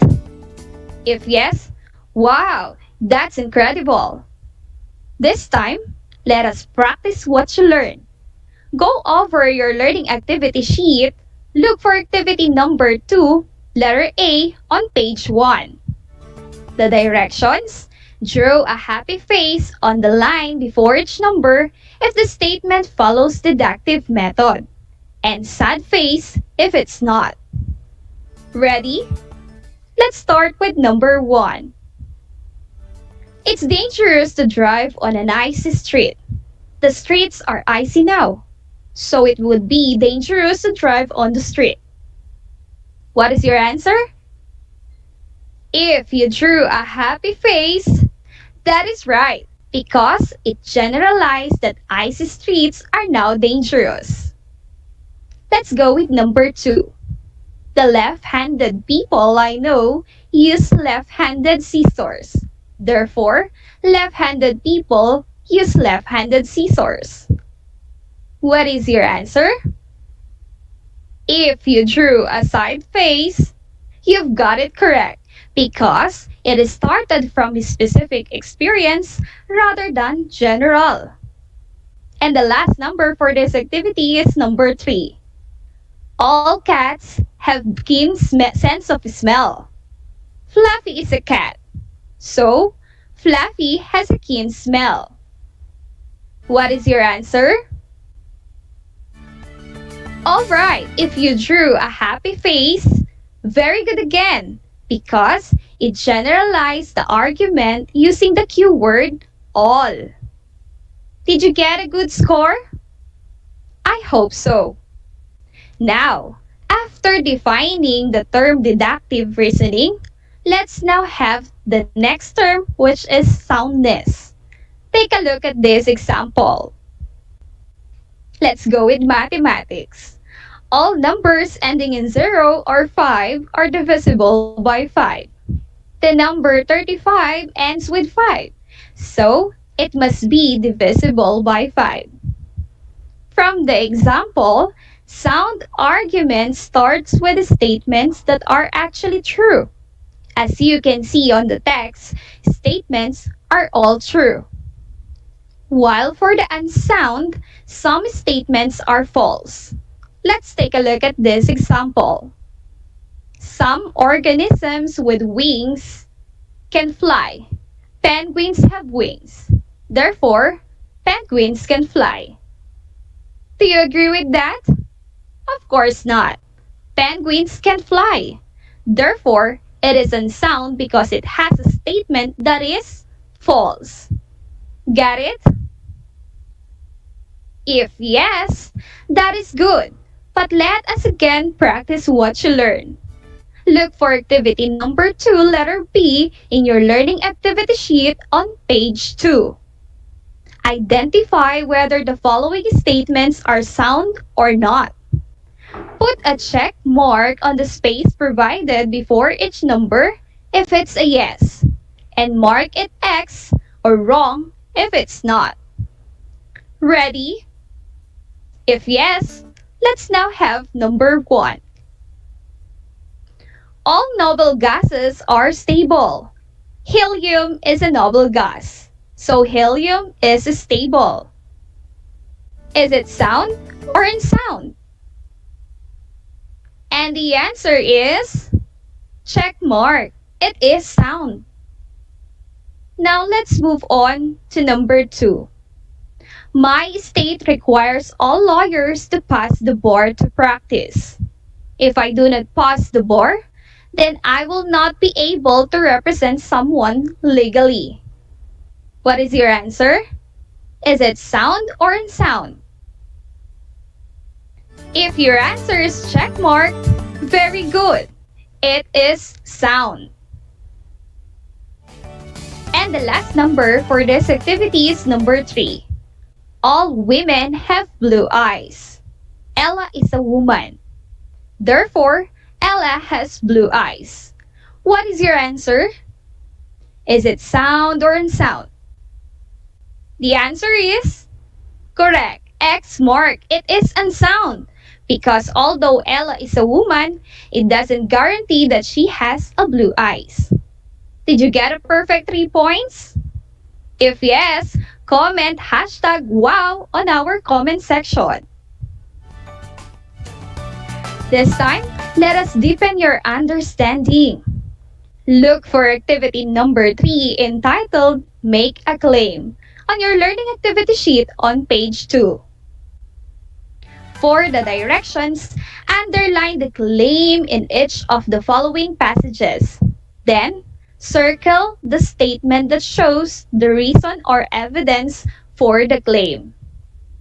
After we read the passage once, I'll give you a few seconds to fix your answer before we check your work. Is that clear? If yes, let us now have the passage number 1. I want you to follow me as I read the text. People have been less physically active since pandemic. Experts found out that unsurprisingly, almost everyone's exercise habits changed when the pandemic started. Instead of walking and biking in the park, they choose to stay at home, for it saves lives and mitigates the spread of virus. You may read again the passage on your own as I give you some few seconds to finish your answer.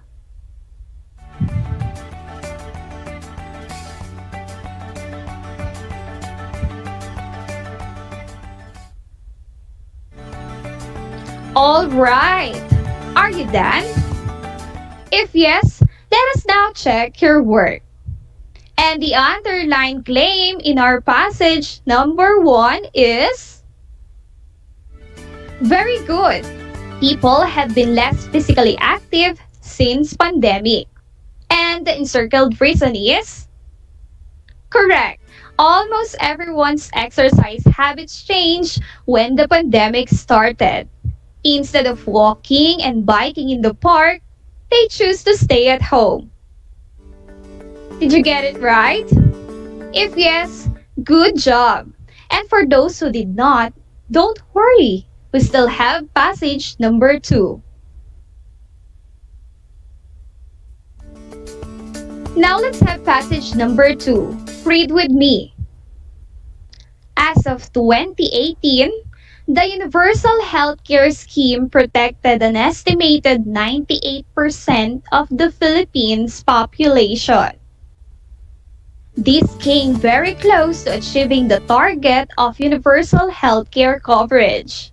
Insurance is more important than ever in the light of the COVID-19 pandemic and the recent calamities in the Philippines. I will now give you a few seconds to finish your answer. You may read again the passage on your own if you want.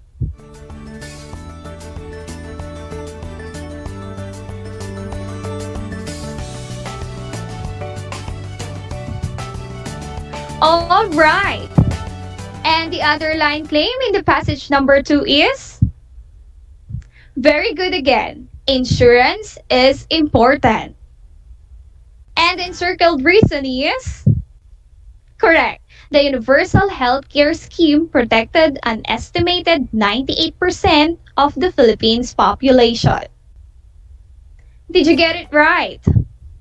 If yes, bravo, my grade 9 learners! You're getting more amazing today.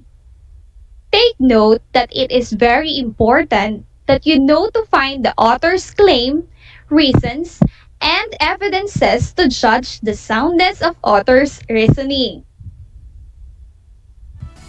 Now, let us not take it any longer your eagerness to learn and have our activity number 4 entitled Connect It. Check your learning activity sheet on page 2. Are you good with that? If that's so, let us now analyze an excerpt from Are Mobile Phones a Health Risk? Written by C. Wilson and published in the year of 2017. For the directions, encircle the general idea from the excerpt, then underline the specific ideas, pointing out the positive and negative sides of the issue. We have mentioned a while back that deductive reasoning is taking up general idea to specific idea. Don't forget that. Are you now ready to read with me? If yes, let us now read the text.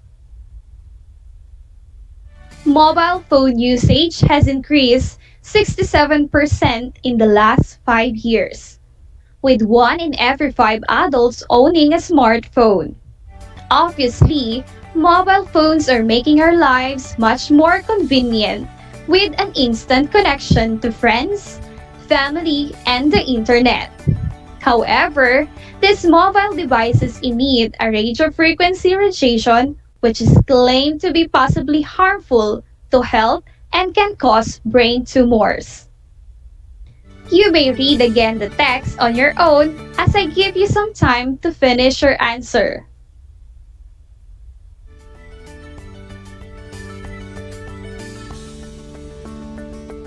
Alright, let's check your answers. The general idea in the paragraph is in the sentence number 1, while the specific ideas are presented in the second and third sentences, where the second sentence answers the issue that is not risky to health, and third sentence answers it as a yes, it is risky to health. Did you get the answers right? If yes, wow, you are all amazing! This time, will you recall our discussion a while back about the soundness of author's reasoning? Yeah, that's right. Aside from the concept of general to specific idea, statements must actually be true and they are equal or congruent to the conclusion of the text. And to strengthen your learning for today, continue accomplishing number 4 activity letter B and activity number 5. For activity number 4 letter B, continue reading the article Are Mobile Phones a Health Risk? And answer the questions that follow. Here are the questions. Number 1. What is the claim of the author? Number 2. What is the reason presented? And number 3. What is the author's reason? Is the author's reason sound or unsound? Why or why not? While for activity number 5, you'll read another piece of argumentative text entitled Community Pantries, which is written by Jiki Amante. Then, complete the table that comes after with the correct answers. You may use a separate sheet of paper for your output. You may also access the following references like your English textbook and the SLM in English 9 for additional information. Once you accomplish the activity, pass your work to your English teacher. But if you still find the lesson hard to understand, you may send us your queries as we help you learn from the comfort of your homes. And that's it. That's the end of our session for today. Congratulations, my grade 9 learners. You've learned a lot again today about judging the soundness of authors' reasoning. It was indeed fun and exciting learning new lessons with you. Watch out for the next episode in English 9 with teacher J.R. Messina for the next topic, which is judging the soundness of authors' reasoning. But that time, using the inductive method. Keep tuning into Aral TarlakHenyo here on RTV Channel 26, simulcast over DCTC, 828 Radyo Pilipino Tarlac. Watch us also on Converge Cable TV, Channel 100. Once again, I am Angelique Ibo Wadilla, your English 9 teacher broadcaster for today, saying, true learning is found in the deepest corner of our hearts. Read wisely and learn intelligently. Thank you and God bless.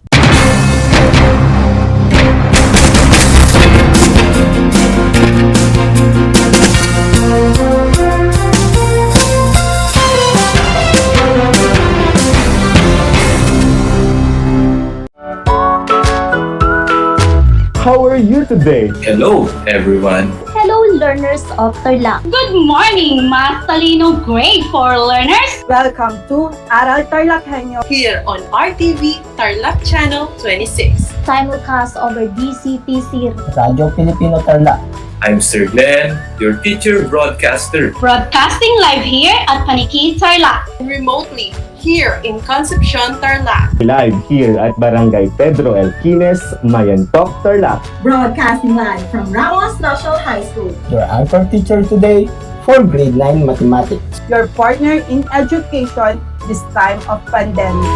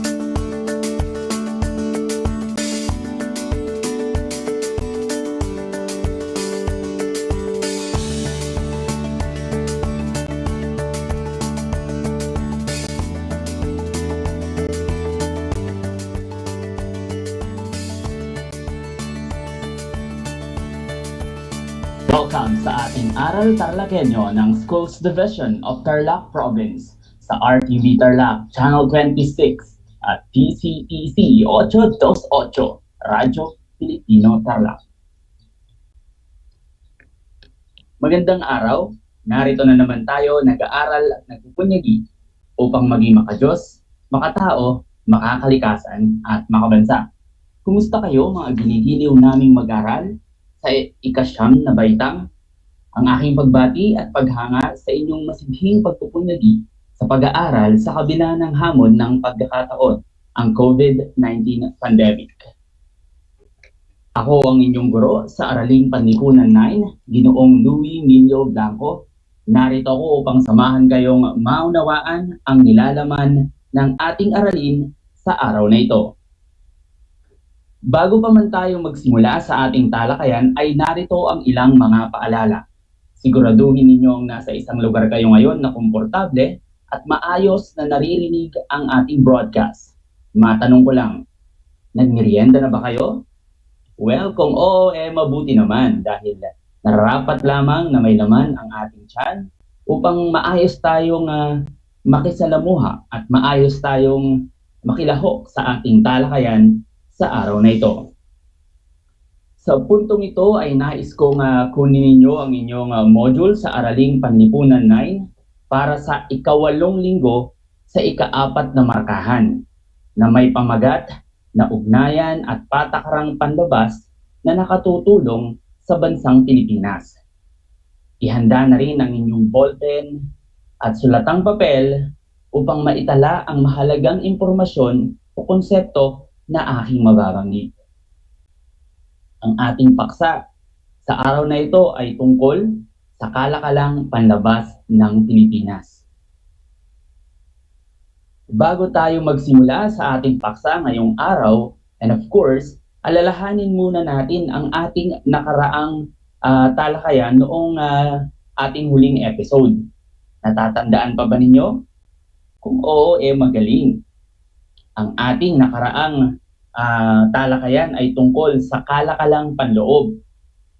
Kapag sinabing kalakalang panloob, ito ay tumutukoy sa pagpapalitan at pamamahagi ng mga produkto at serbisyo sa loob ng bansa.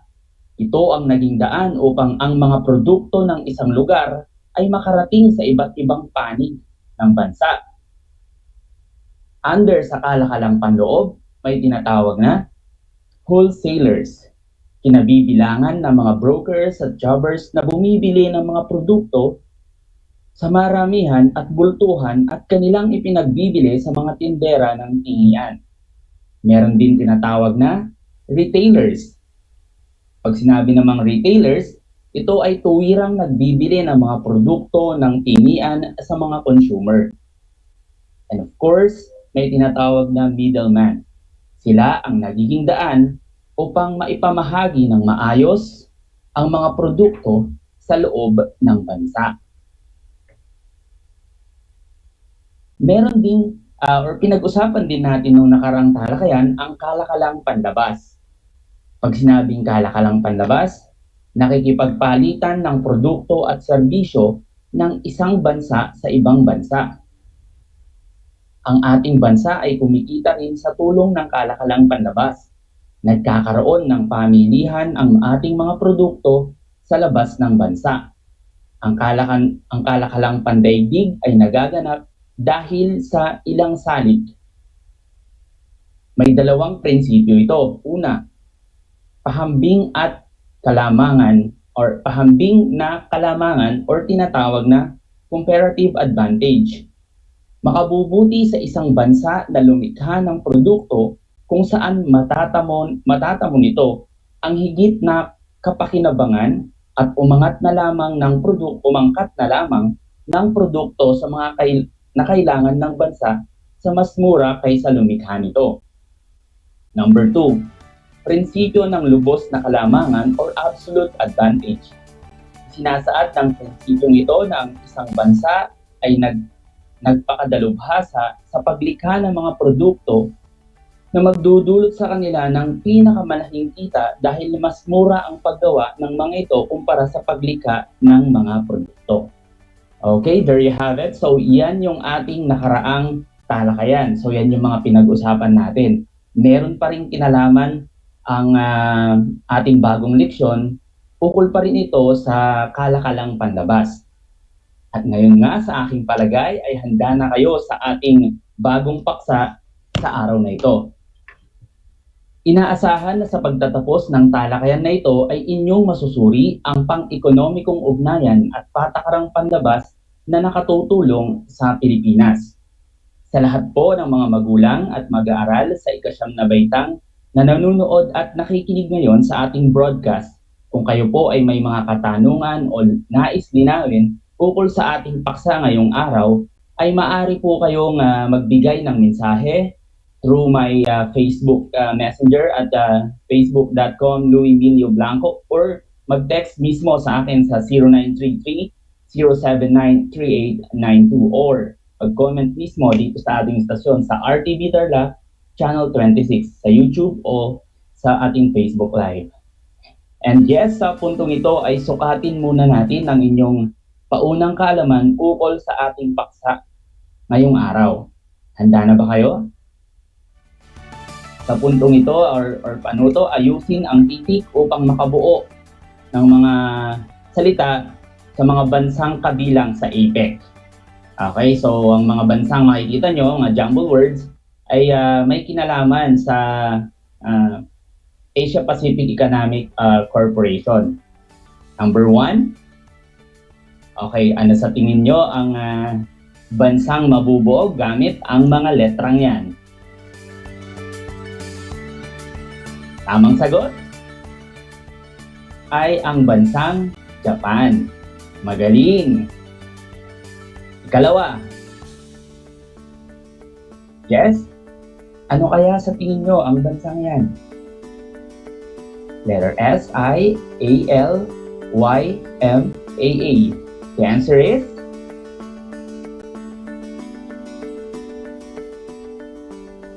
Malaysia. Nice! Very nice. Okay, so maraming nakakasabay ngayong araw na to. Next, number 3. Tatlong A, C, and D. Ano sa tingin nyo ang bansang yan? Let's reveal the flag. Nice. The answer is, you got it right, Canada. Number 4. Now let's reveal the flag.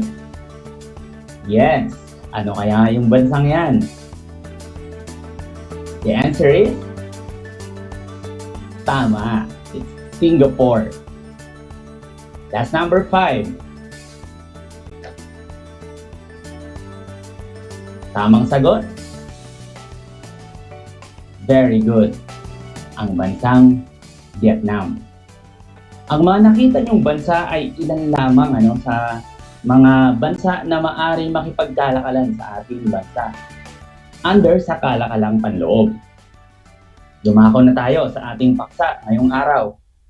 Sigurado akong marami kayong nasagutang tanong. At nakikita ko dito sa Facebook Live na natutuwa yung iba. Kaya lang siguro nabidid ko na. Kaya mag-alala, itutuloy pa natin. Okay? Simulan na natin ang ating paksa ngayong araw, ang ugnayan ng bansang Pilipinas sa larangan ng kalakalan ay mayabong na din bago pa man dumating ang mga Kastila sa ating bansa. Tayo ay nakikipagpalitan ng kalakal sa ating mga karatig bansa kagaya ng Chino, Arabo at Hapones sa pamamagitan ito ng barter. Pero ayon sa Oxford Dictionary of Economics, ang kalakalang panlabas ay tumutukoy sa pagpapalitan ng mga produkto at serbisyo ng mga bansa. Ang pangunahing layunin ay matugunan ang pangangailangan ng bawat bansa. Ang kalakalang panlabas ng Pilipinas, ang kalakalang panlabas ng Pilipinas, upang maunawaan ang takbo ng kalakalang panlabas sa isang bansa, ay sinusuri ang tinatawag na balance of payments. Pero ano nga ba yan? Pag sinabing balance of payments, ito ay nagpapakita ng talaan ng transaksyon ng ibang bansa sa iba't ibang bahagi ng mundo. Ang ugnayan ng Pilipinas sa mga samahang pandaigdig. Number 1 ay ang tinatawag na World Trade Organization or WTO.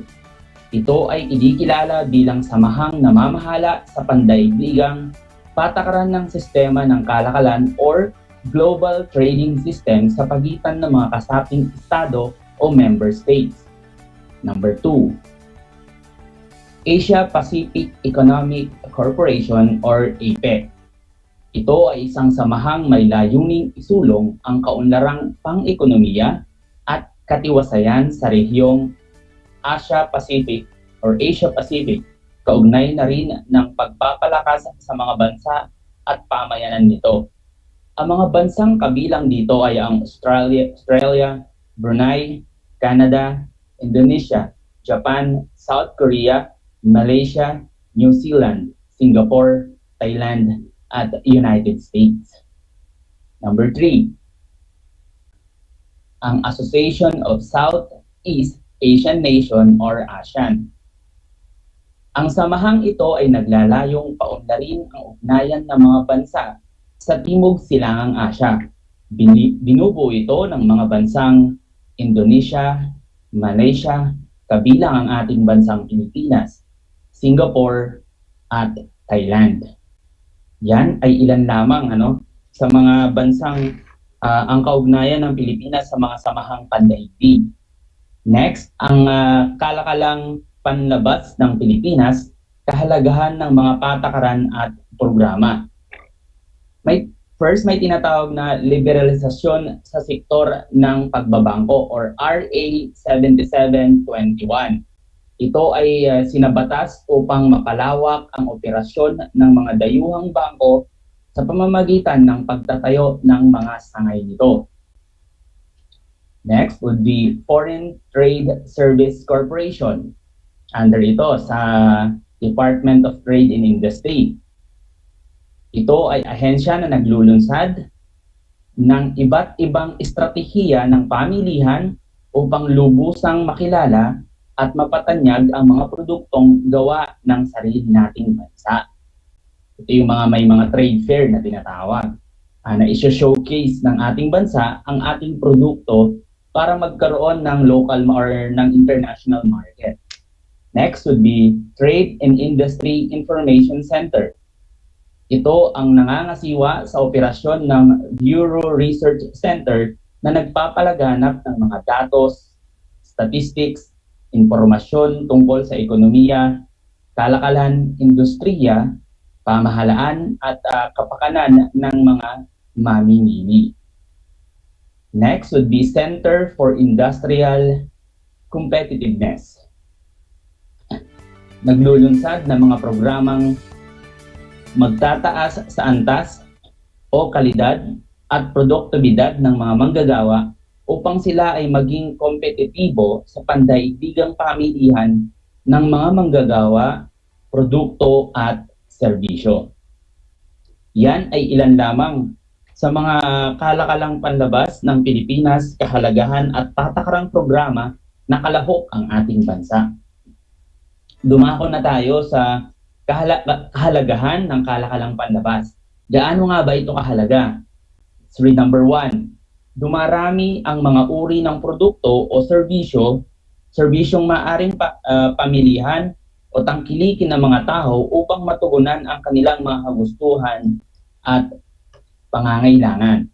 Number 2, mas pinaghuhusay o pinaaangat nito ang antas ng produksyon upang mas maging mahusay ang kalidad ng mga produkto. Number 3, ang mga produkto ng mga bansa gaya na lamang ng Pilipinas ay hindi nabibigyan ng pagkakataong makilala at tangkilikin sa ibang bansa dulot sa husay at nagiging pagkakakilanlan din ng ating bansa. Number 4, ang kalakalang panlabas ay nakatutulong upang mas maging matibay ang ugnayan o relasyon ng mga bansa at maging episyente ang pamilihan para sa mga produkto at serbisyo. So, yan yung mga bagay or mga dahilan kahalagahan ng kalakalang panlabas. Gayunpaman, bilang mag-aaral or mga future maaring businessman, tayo ay kumukonsumo sa ating bansa, nawa ay unahin natin ang produkto ng ating local or ang ating yung mga local farmers. Actually, putok na putok yung mga usaping ganyan sa kasalukuyan. And of course, dito na muna natatapos ang ating talakayan patungkol sa kalakalang panloob at kalakalang panlabas. Pero para makasiguro ako na kayo ay talagang nakinig at naunawa ng ating talakayan, tayo ay magkakaroon ng maikling gawain. Ihanda ang inyong ballpen at sagutang papel. Number 1, handa na ba kayo? Ito ay tumutukoy sa pagluluwas ng mga produkto o serbisyo sa pandaigdigang pamilihan. Inuulit ko. Number 1, ito ay tumutukoy sa pagluluwas ng mga produkto o serbisyo sa pandaigdigang pamilihan. Number 1, nagsisilbing sukatan ng pandaigdigang gawaing pang-ekonomiya ng isang bansa. Philippine Statistics Authority or National Statistics Office. C, Balance of Payments. D, Department of Trade and Industry.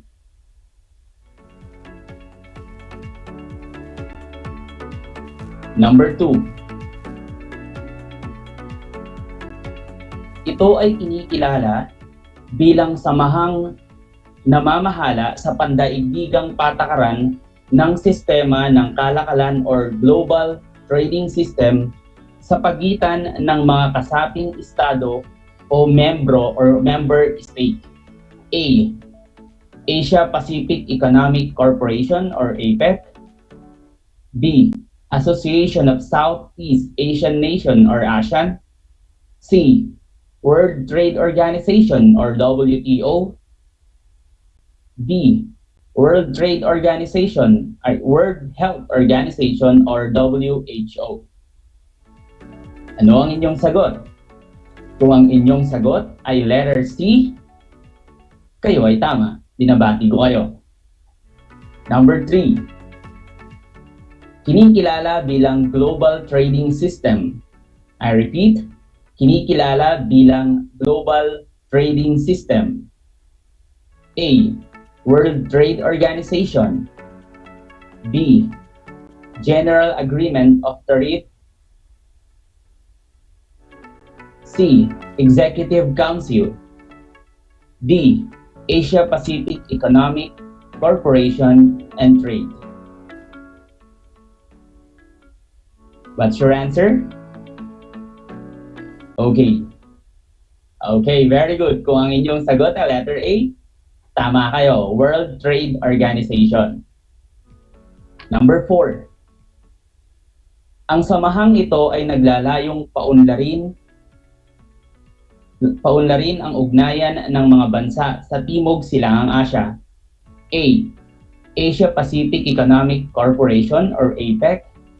B, Association of Southeast Asian Nation or ASEAN. C, Executive Council.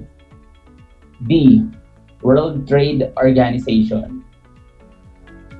Kung ang inyong sagot ay letter B, kayo ay tama. Number 5. Paano mauunawaan ang takbo ng kalakalang panlabas ng isang bansa? I repeat, paano mauunawaan ang takbo ng kalakalang panlabas ng isang bansa? A, sa pamamagitan ng pagsukat ng import at export ng bansa. B, sa pamamagitan ng pagsuri sa tinatawag nating balance of payments. C, sa pamamagitan ng malayang kalakalan. Or D, sa pamamagitan ng paggasta ng kita. Okey-dokes? So may mga nakikita akong tamang sagot. And yes, ang tamang sagot ay letter C. Alright, so ilan ang nakuha ninyong tamang sagot? Binabati ko kayo. I see 4. Very good. And I think isa na rin ito sa isa sa mga huling discussion na rin natin ito sa 89 sa ating RTV Tarlac Channel 26. Masaya ako na kayo ay nakibahagi sa ating talakayan. Sa totoo lang, nais kong batiin ang mga kaguruan sa Capas National High School at kaguruan sa Victoria National High School. Lagi ko nakikita yung mga post ng kanila mga estudyante. Gayun na rin yung mga karatig bansa ay karatig school dito sa San Jose, sa Balutu, sa Anastasio G. Yumul High School. Mga yan. Thank you po sa suporta sa ating RTV Tarlac Channel 26. Sa ating susunod na talakayan ay siguro sana ako, hopeful ako na ganito rin na kaingay at nakikipag-participate talaga ang mga estudyante dito sa probinsya ng Tarlac. And of course, isang paalala lang, maaring ipasa inyong nasagutang module sa inyong barangay hall. Kayo ay magpatulong sa inyong mga magulang at syempre mag-ingat pa rin tayo sa banta ng COVID-19 pandemic. I-advise natin ang ating mga magulang na pupunta sa barangay hall na magsuot ng face mask, face shield, at of course maghugas ng kamay at yung tinatawag na physical distancing na nalaan ng IATF. Inaasahan ko na kayo ay natuto sa ating talakayan sa araw na ito.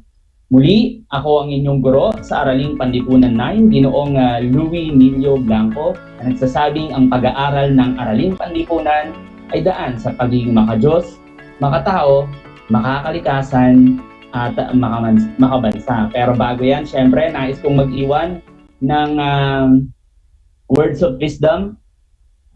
Sabi nga nila, don't stop when you're tired, stop when you're done. Congratulations everyone. Let's call it a day. Hanggang sa muli.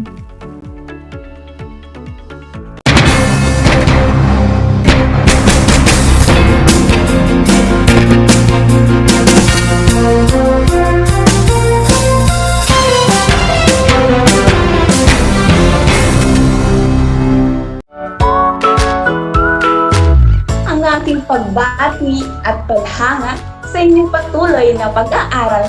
Welcome sa ating Aral TarlakHenyo Sa RTV Tarlac Channel 26 at sa DZTC Radyo Pilipino Tarlac.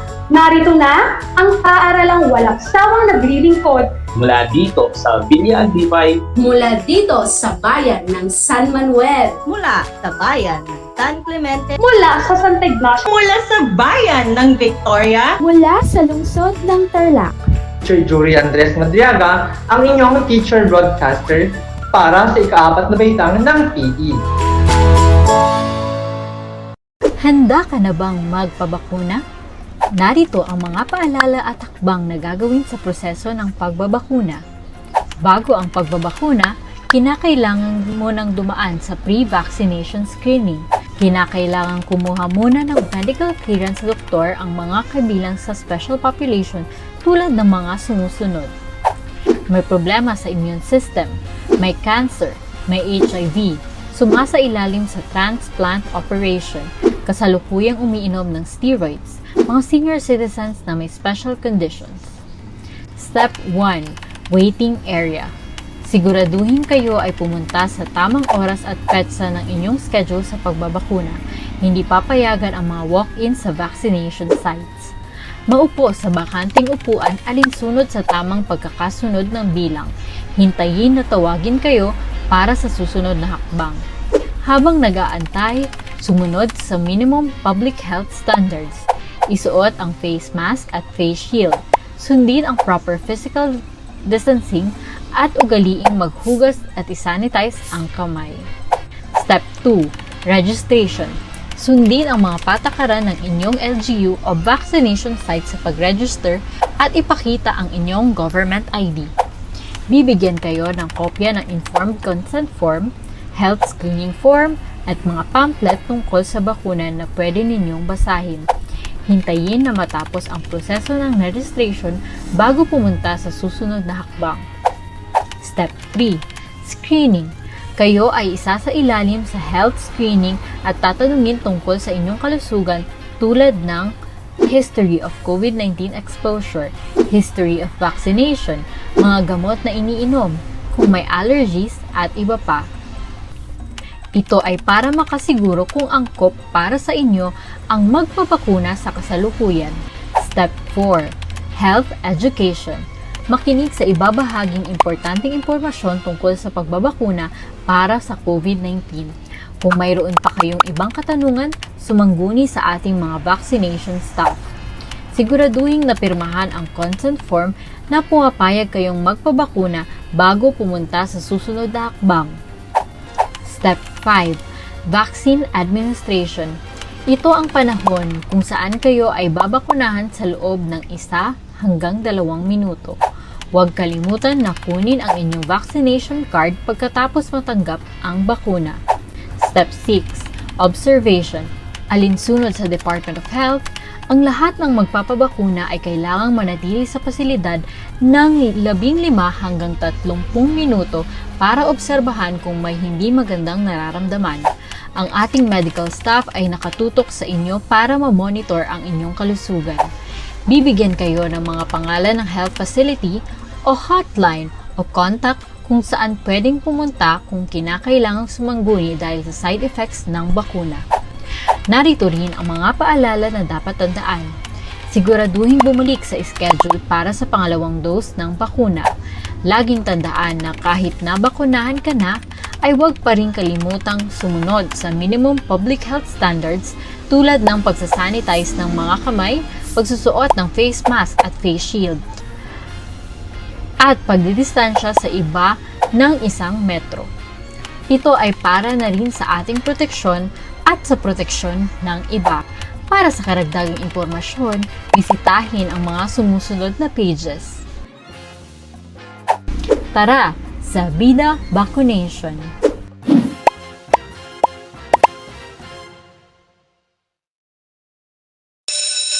Gutom ka ba sa impormasyon? May namiss ka bang subject at leksyon? Gusto mo bang alalahanin ang nakaraan o dagdagan ang iyong kaalaman?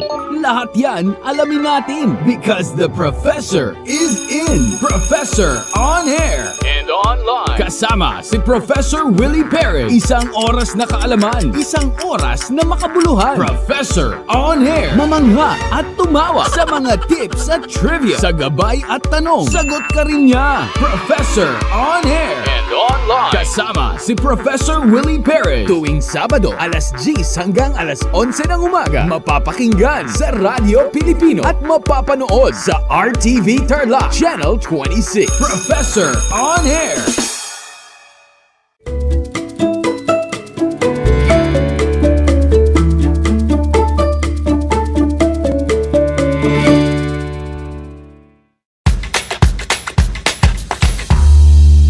Alam niyo ba na ang whale shark ay hindi isang whale? Ang whale shark o butanding ay kinikilalang world's largest fish at tinatawag gentle giants. May sukat itong 12 meters. Maliliit ang ngipin ng butanding, kaya naman planktons o maliliit na hipon at isda lang ang kaya nilang kainin. Simula noong 2011, marami nang nahumaling mag-whale shark watching sa Oslo, Cebu. Alam niyo na, yan ang whale shark!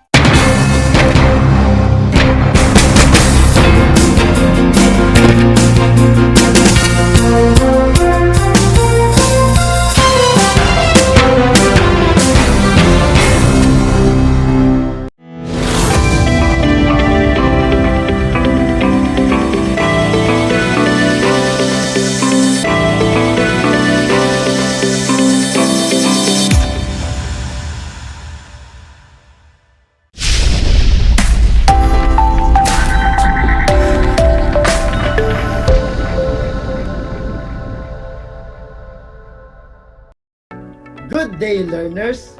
I am grateful that you are watching and listening to Aral TarlakHenyo here on RTV Tarlac Channel 26. Simulcast over DCTC 828 AM, Radyo Pilipino, Tarlac. I am Ernison S. De La Cruz, teacher broadcaster in TLE Computer System Servicing Grade 9, broadcasting live at La Paz, Tarlac. This is Project Shine Aral TarlakHenyo. I hope that you are doing well. Get ready to listen and stay focused. Now, dear students, are you ready to enjoy and learn something new? But before we start, please make sure that you are in a comfortable place and away from any distractions. Check your connection as well as your speakers and headset so you could hear me loud and clear. And of course, don't forget to prepare your ball pen, paper, and compendium of notes in CSS. If you have questions about our lesson, feel free to ask using our comment section. Today, we will focus our discussion on ICT, Computer System Servicing NC2. Our topic is about rectify correct defects in computer system and networks, the basic computer system defects. Are you now ready to listen? Let us start by reviewing our past lesson, which is all about diagnosing different computer system peripherals and I/O devices. Can you still remember those flow charts? Based on the motherboard CPU, RAM failure flowchart, what is the ultimate solution? Very good. Replace motherboard. And now, prepare yourself for another lesson. Let us begin. Open your compendium of notes in CSS 9. Our lesson for today is all about rectify correct defects in computer system and networks. Now, let us determine and rectify defective computer system components. We will talk about problem, cause, and solution. Let's say the problem is blank screen, no video. If you encounter display problem, see the documentation that came with the monitor and the common causes and solution listed in the following table.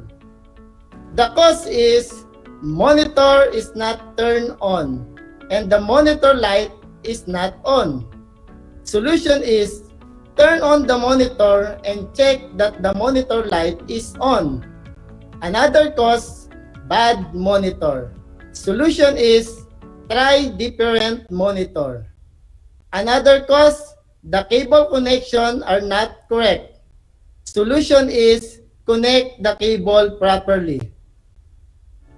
Another cause is basic input-output system or BIOS chip is corrupted. Solution is replace the BIOS chip with the latest BIOS firmware. Another cause, memory is not configured correctly. Solution is try to realign the computer memory. Please watch this video clip. How to replace BIOS chip. This is the motherboard. First, we will extract the BIOS chip. This is the BIOS chip and this is the BIOS battery.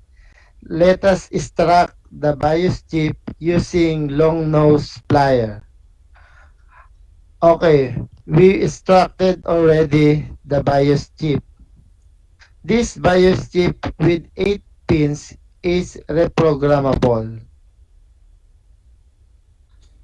Okay, let us replace this chip using ECP 2019 BIOS programmer. We also need an extender. Let us put it on the top portion.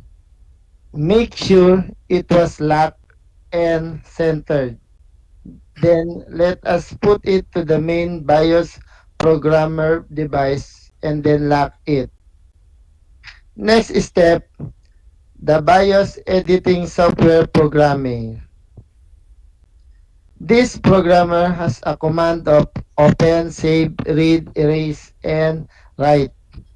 At the left button, you will see the red indicating not connected. Using the USB cable, we will connect the device so that the software will be ready. At the top command option, let us click the read button. And the software will start to read the chips. After the reading, the software indicates the read complete. This indicates that the reading of 0 means that the BIOS chip is blank and corrupted. In this case, the reading is 0, means it is blank. The next step is to replace the missing firmware.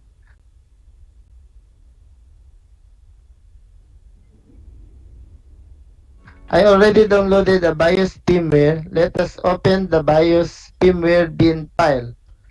After opening, we will see the hexadecimal base 16 computer language. This good firmware will put it to the BIOS chip by clicking the right option. After clicking the right, you will see the firmware will start to load to the BIOS chip and the readings indicate the write complete. After writing the good firmware onto the BIOS chip, we will now disconnect the BIOS programmer device. Next step is to put back the BIOS chip to the motherboard. We will insert the BIOS chip back to the original place on the motherboard.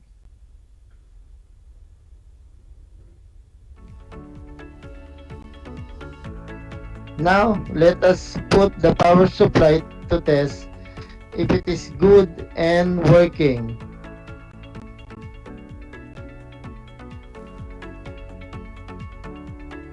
To power on, we'll need to short front panel power pins. The motherboard is powered on and working. Thank you. Okay. And next cause is pre-video memory error. Solution are: number 1, reset or realign dual inline memory module or DIMMs. Then power on the system. Number 2, replace DIMM one at a time to isolate the faulty module.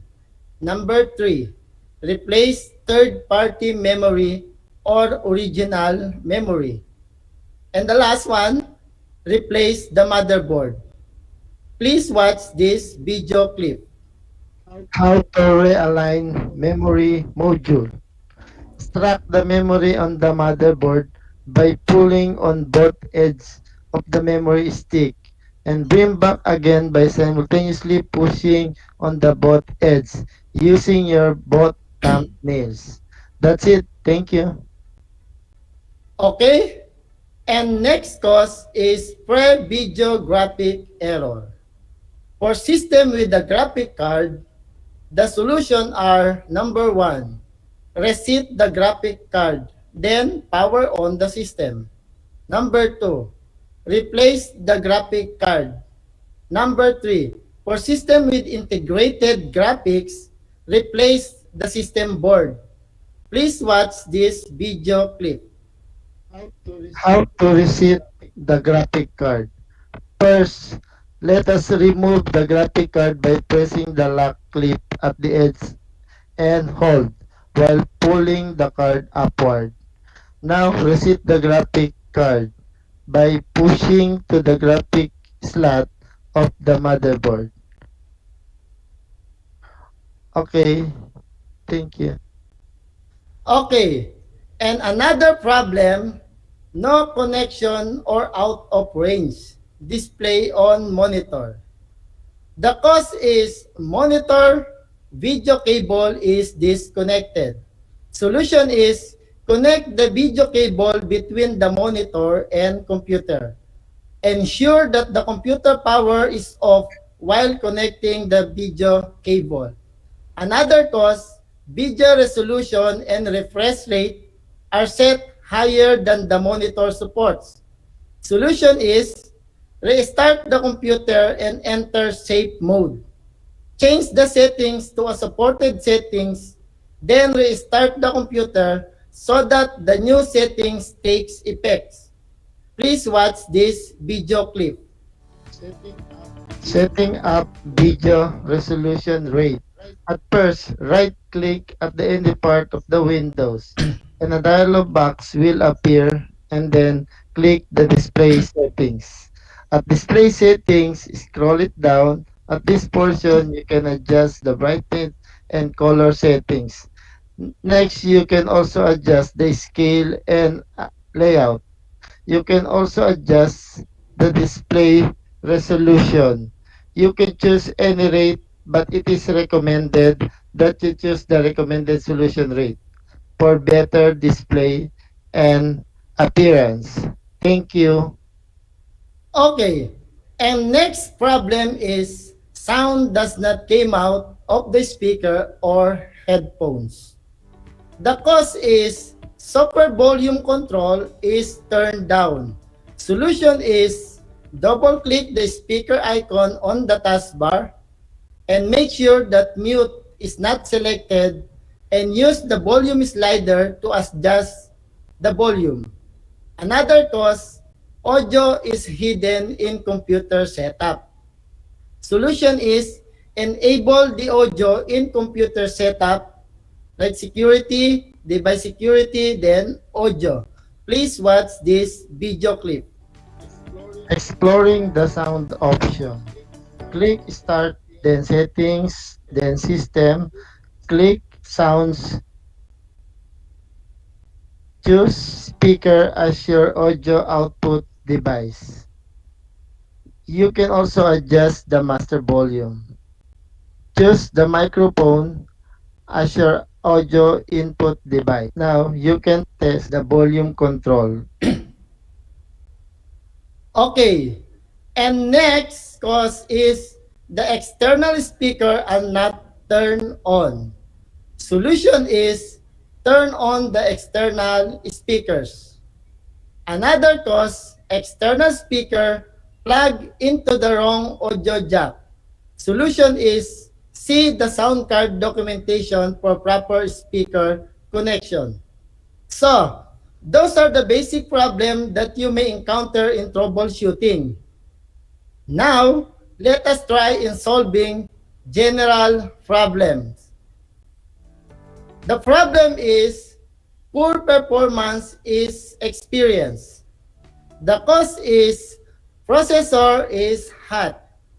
Solution are number 1, ensure airflow to the computer is not blocked. Number 2, ensure fans are connected and working properly. Next 3, ensure the processor heatsink is installed properly. Please watch this video clip. The processor is hot. This is the processor. Disconnect the fan power outlet.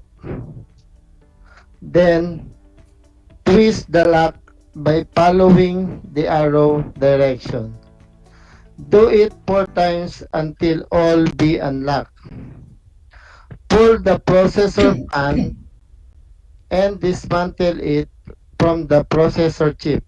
If the surface of the processor chip dried already, put a little amount of thermal paste to be able to absorb the heat coming from the processor chip.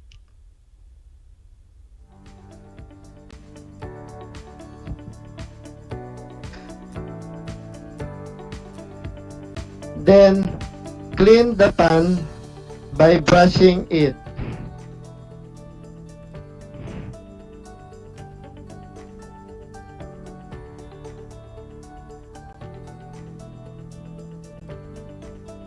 After cleaning, put it back to the motherboard. Twist again all the lock the opposite side. Put it back and make sure that all the lock is at the right holes.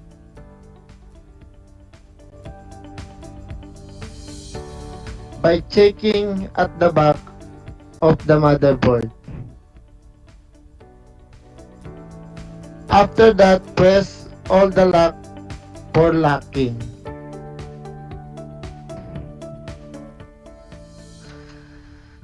Reconnect the processor pan power cord.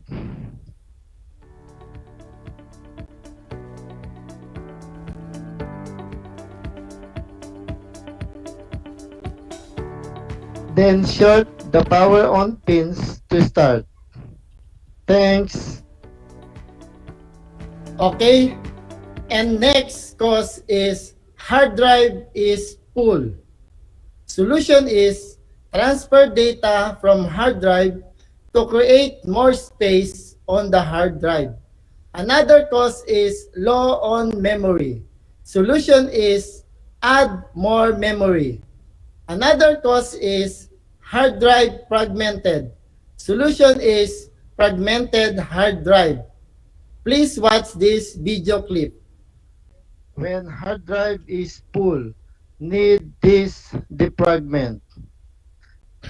Click search button beside start button. Then type defragment. A dialog box will appear to optimize drives. Select drive D or any disk drive that needs defragment. Click Analyze to see the disk space that needs to be defragged.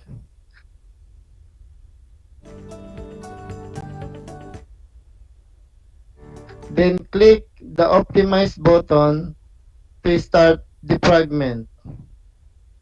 Wait until all this fragmented. Then click Finish. Thank you. Okay. And next cause is program previously assessed did not release reserved memory back to the system.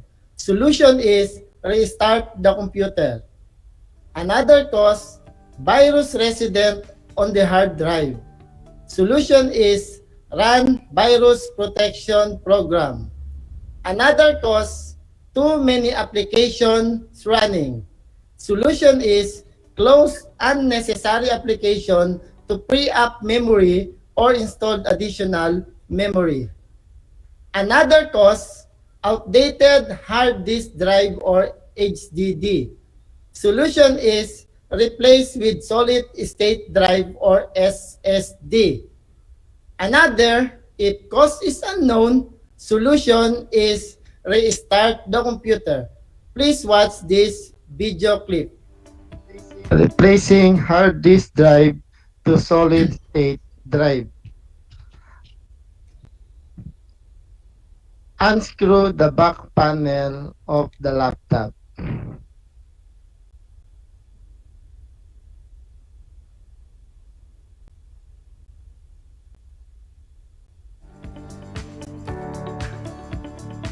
Disconnect the SATA flex cable. Remove the SATA flex cable from hard disk drive. Replace it by solid state drive. Connect the flex cable to the solid state drive. Then connect flex to the motherboard. Close the back cover and screw it. That's all. Thank you. Okay. So those are the common problems in troubleshooting computer units with a specific cause and solution to the problem. Let us now check your understanding about our lesson today. Let's have a short quiz. I'm going to read the questions and choose the letter of the correct answer. Ready? Let's have question number 1. What is the possible cause to the problem with no display? Is it A, system ROM is corrupted, B, fault power supply, C, corrupted hard disk drive, Okay, I'll give you 5 seconds to answer. Now, we have question number 2. What is the possible cause to the problem with no audio? Is it A, power cable is not properly installed? B, corrupted hard disk drive? C, external speaker is not properly installed? Okay, I'll give you 5 seconds to answer. Next, we have question number 3. What is the possible cause to the problem with no power? Is it A, DIMMs are not properly seated? B, corrupted hard disk drive? C, power cable is not properly installed? Okay, I'll give you 5 seconds to answer. Next, we have question number 4. What is the meaning of SSD? Is it A, solid solution drive? B, solid state drive? And C, solid state drive? Okay, I'll give you 5 seconds to answer. Next, we have question number 5. What is the meaning of DIMMs or DIMM? Is it A, dual inline module memory? B, dual inline memory module? And C, dual inline memory model? Okay, I'll give you 5 seconds to answer. Time's up. Let us now check your answer. For question number 1, the answer is A, system ROM is corrupted. For question number 2, the answer is C, speaker is not properly installed. For question number 3, the answer is power cable is not properly installed. And for question number 4, the answer is B, solid state drive. And for the last question, the answer is B, dual inline memory module. Okay, count your scores. For those who got the perfect score, excellent. And for those who did not get the perfect score, no worries. At least you tried your best and keep on reading your compendium of notes in computer system servicing. All right, since we still have enough time, I can now entertain your questions. And the question was from Ramos High School. Sir, the listed solution in the problem no display is also applicable to laptop? Very good question. Of course, yes. Okay, another question from Comillas High School. Sir, what about the listed solution in the problem no power is also applicable to laptop? Another very good question. The answer is majority yes. Because the cost is also the same, but some parts of the laptop are different from desktop. Like the power supply was replaced by a charger. Okay, I know there are more questions out there. But since we have limited time on air, I will answer all your questions on our group chat. Or you may send your questions to 0906-719-5258. Rest assured that I will answer all your questions. All right, that ends our session this afternoon. I hope you enjoy our on-air live discussion about CSS. It has been a great afternoon serving you all. This is Project Shine, Aral TarlakHenyo, brought to you by the Department of Education, Division of Tarlac Province, in cooperation with DCTC 828 AM station. Sponsored by our ever-supportive Congressman Charlie Cojuangco, our 1st District Representative. Thank you and God bless. I am Ernesto S. De La Cruz, Grade 9 TLE Anchor Teacher for today, saying, In this time of pandemic, it is important to stay healthy, helpful, and calm. Don't forget our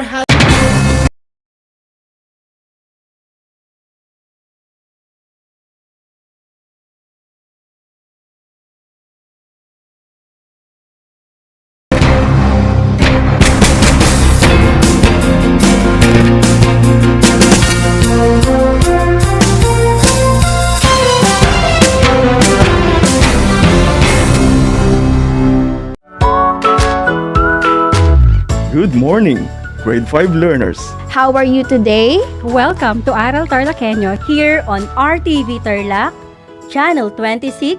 Simulcast over DCTC, Radyo Pilipino, Tarlac. I am Sir Joshua Evaristo, your teacher broadcaster, Aiming to give you another fun-filled learning experience, serving you with the different skills learn and have fun together.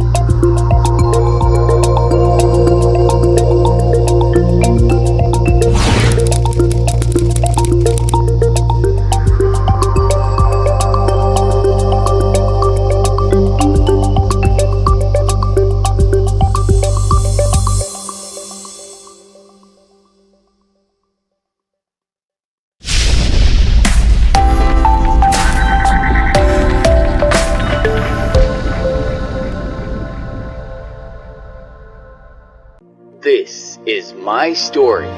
Ano ang kwento ng buhay mo? Malungkot? Masaya? May kababalaghan? O puno ng aksyon? Ang bawat kwento ng kapwa nating Pilipino ay mahalaga. This is my story. Sama-sama nating ibahagi ito upang magbigay aral at inspirasyon sa ating lahat. This is my story. This is my story. Hosted by Mitch Desunia. Tuwing Sabado, alas 3 hanggang alas 4 ng hapon. Mapapakinggan dito sa Radyo Pilipino at mapapanood sa RTV Tarlac Channel 26. This is my story.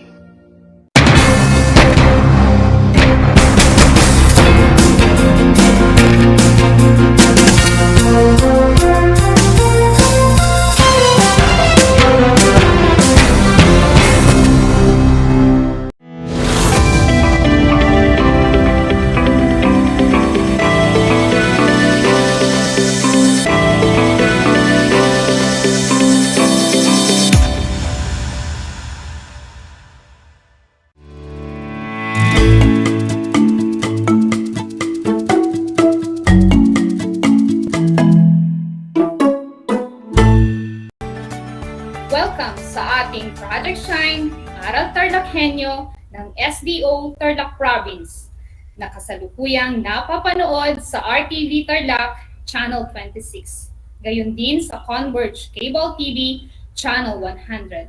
at tayo sabayang napapakinggan sa 828 AM DZTC Radyo Pilipino Tarlac.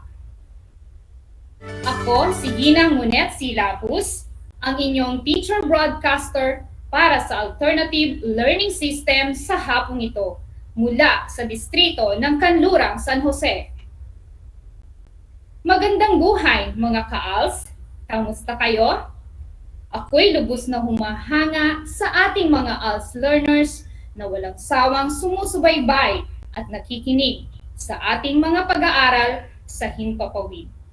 Sa kabila ng pandemyang ating nararanasan, nandyan pa rin sila, nag-aabang upang matuto. Bago natin simulan ang ating aralin, siguraduhin nasa maayos at komportable kayong lugar, malayo sa ingay, upang marinig nyo ang ating broadcast ng maayos at malinaw. Nais kong ihanda nyo na rin ang inyong mga sagutang papel at panulat para sa ilang katanungan na ating sasagutin maya-maya lamang. Handa na ba kayo?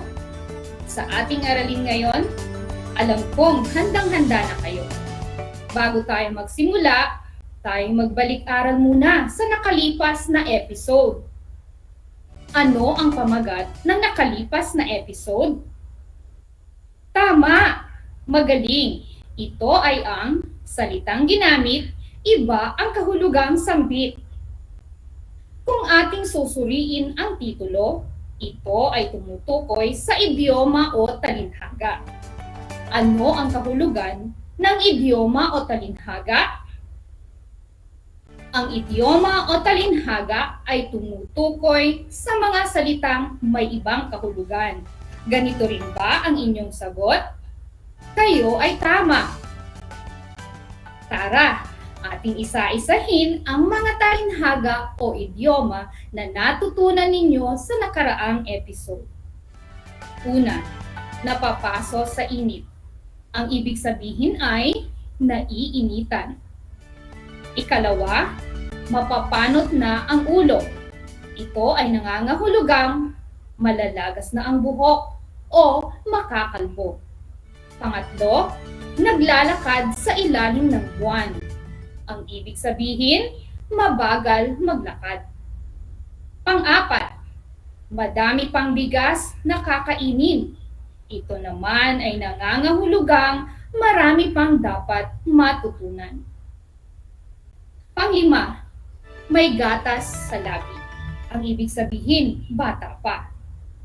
Pang-anim, kalabaw lang ang tumatanda. Ang kahulugan naman ay kahit matanda na, malakas pa rin. Pang-pito, sapatos na nakatawa. Ang ibig sabihin nito ay sirang sapatos. Pang-walo, alulod na laging nakasahod. Ito naman ay humihingi ng pera kahit kanino. Pang-siyam, mapapanis sa kakahintay. Ibig sabihin ay maiinip sa paghihintay. At pang-sampu, aalog-alog ang kabahayan. Ang kahulugan nito ay kakaunti lang sila na nakatira sa bahay. Ang mga idioma o talinhaga ay mga salita na nagpapayaman at nagbibigay ng kulay sa ating wika. Kaya't nararapat lamang natin itong pag-aralan upang magkaroon tayo ng kasanayan sa paggamit nito sa ating pakikipagtalastasan. Bago tayo lubusang dumako sa ating aralin, tayo magkakaroon ng maikling gawain. Ito ay ang ano ito? Hulaan mo. Narito ang panuto. Gamit ang mga letra, inyong huhulaan at aayusin ang mga ito upang mabuo ang mga nakatagong salita. Sa bilang isa, ito ay napakasamang lagay ng panahon na may dalang malakas na hangin at ulan. Ano ito? Mahulaan niyo kaya? Kung ang inyong sagot ay bagyo, kayo ay mahusay. At para sa ikalawang bilang, Ito ay ang pagtaas ng tubig sa mga ilog, sapa, lawa at iba pang anyong tubig na umaapaw sa mabababang lugar. Ano ito? Kung ang inyong sagot ay baha, kayo ay tama. Sa ikatlong bilang, ito ay mahina hanggang sa malakas na pagyanig ng lupa. Ano ito? Kung ang inyong kasagutan ay lindol, tama ang inyong sagot. Para sa ikaapat na tanong, ito ay ang pagbuga o paglabas ng mainit na lava o kumukulong putik at pag-ulan ng abo mula sa pinakailalim na bahagi ng mundo. Ano ito? Tumpak! Ang sagot ay pagputok ng bulkan. Napakahusay ninyo. At para sa ikalimang tanong, ito ay di pangkaraniwang paglaki ng alon sa dalampasigan na gawa ng malakas na lindol sa ilalim o sa baybay dagat. Ano ito? Hulaan mo. Kung tsunami ang inyong sagot, kayo ay tama ulit. Binabati ko kayo ng may ngiti sa labi at masasabi kong kayong lahat ay mahusay at magagaling.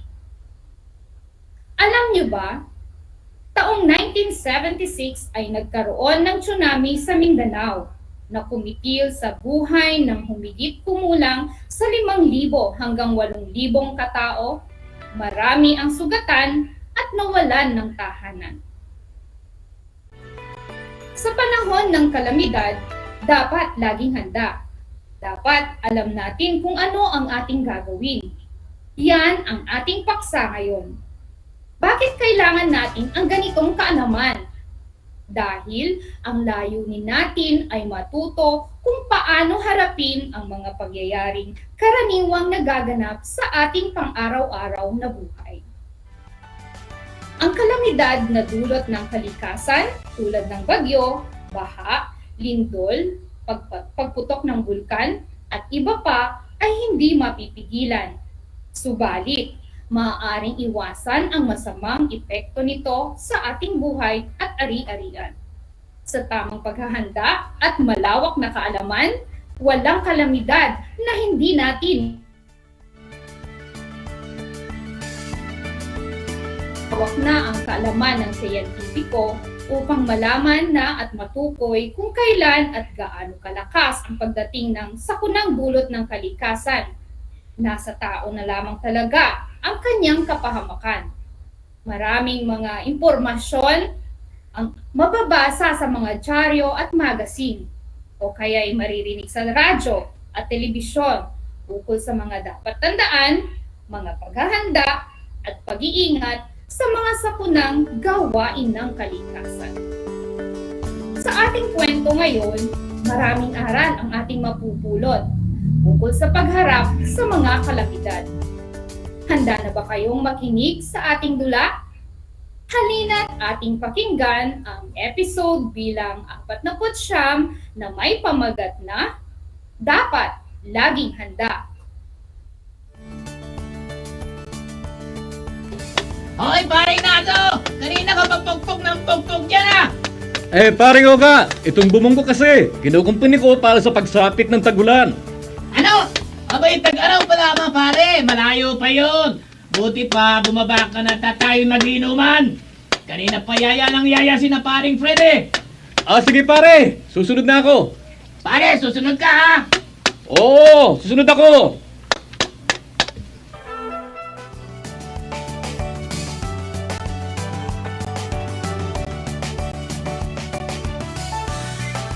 Inukumpuni ni Nardo ang bubong ng kanilang bahay.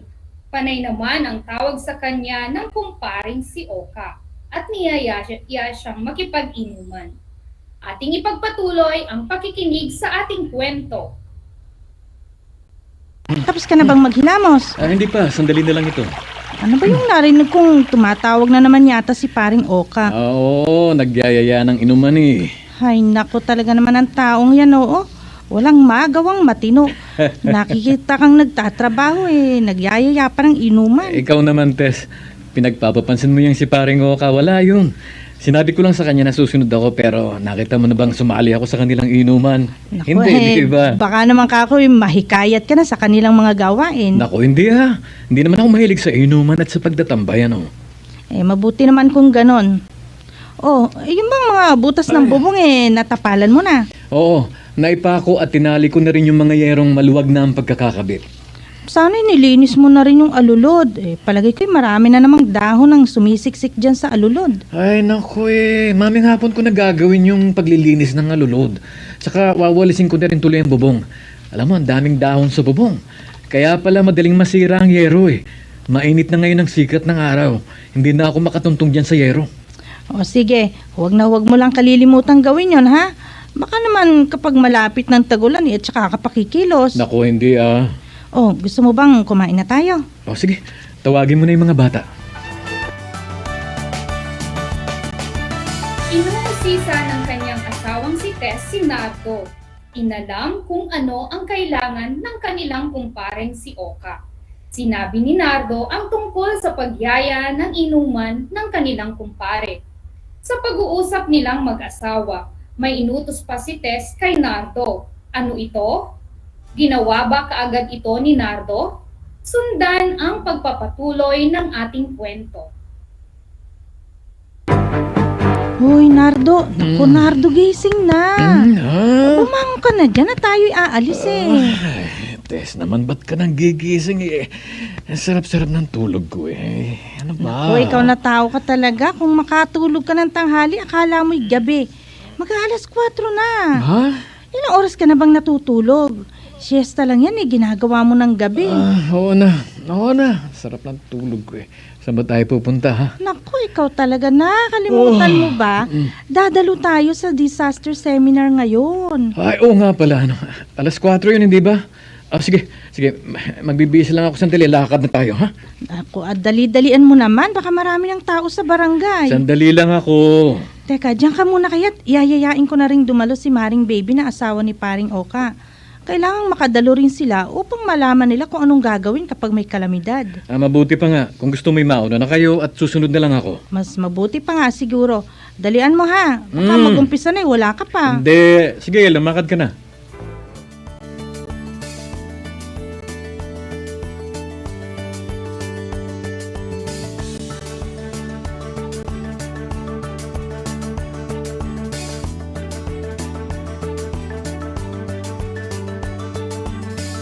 Kasalukuyan na natutulog si Nardo nang gisingin siya ni Tess. Sinabi nito na may pupuntahan pa sila.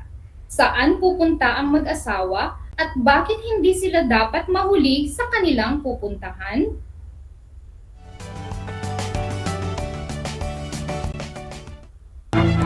Tess, binasa mo na ba itong libro na ibinigay sa atin kahapon sa disaster seminar na dinaluhan natin? Naku, hindi pa nga yan. Dami ko kasing ginagawa.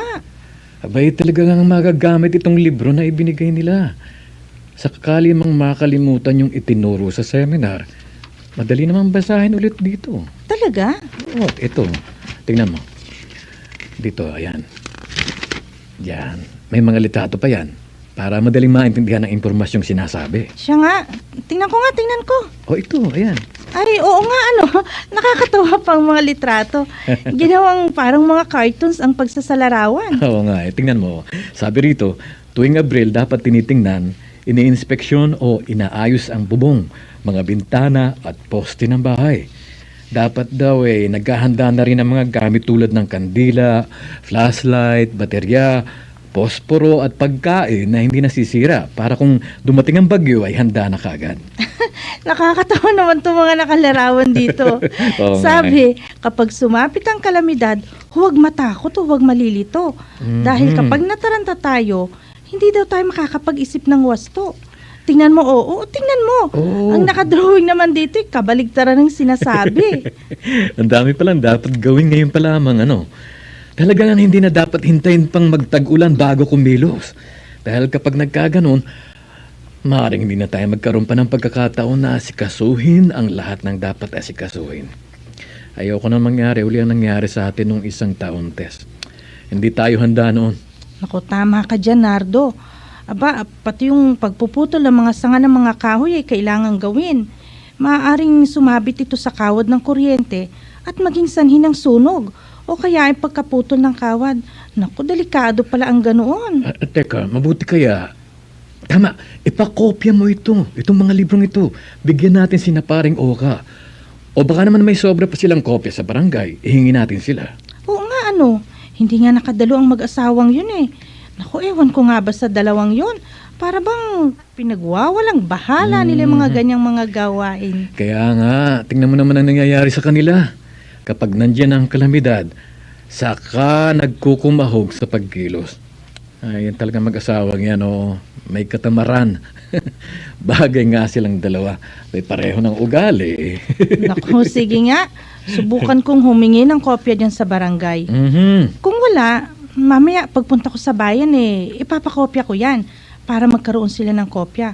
Naku, alam mo, importanteng malaman nila ang mga impormasyong nakalagay dyan. Ay, naku, tama ka. Ay, buhay talaga. Dapat nating malaman at dapat gawin.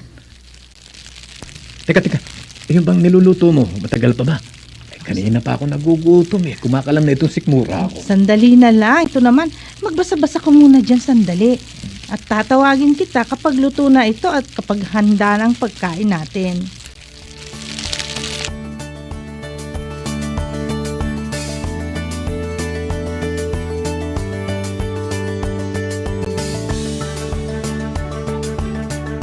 Pagkatapos ninyong marinig ang ating kwento, atin nang sagutin ang mga katanungan. Narito ang panuto. Unawain at sagutin ang mga sumusunod na tanong. Isulat ito sa inyong sagutang papel. Sa unang bilang, sino-sino ang mga tauhan sa kwento?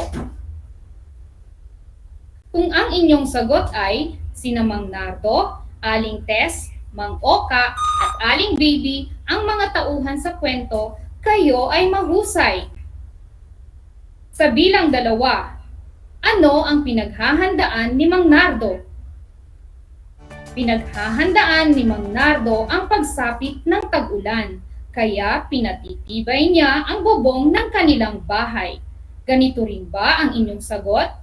Kayo ay magaling. Para sa ikatlong bilang, ano pa ang inutos ni Tess sa kanyang asawang si Mang Nardo? Uulitin ko. Ano pa ang inutos ni Tess sa kanyang asawang si Mang Nardo? Ang inyo bang sagot ay pinalilinis ni Aling Tess kay Mang Nardo ang alulod ng kanilang bahay? Kayo ay mahusay. Sa ika-4 na bilang, anong seminar ang pinuntahan ng mag-asawa? Uulitin ko, anong seminar ang pinuntahan ng mag-asawa? Tama! Ang sagot ay disaster seminar o seminar tungkol sa mga kalamidad. Kayo ay magaling. Para sa huling bilang, magbigay ng impormasyong nabasa ng mag-asawa mula sa disaster handbook.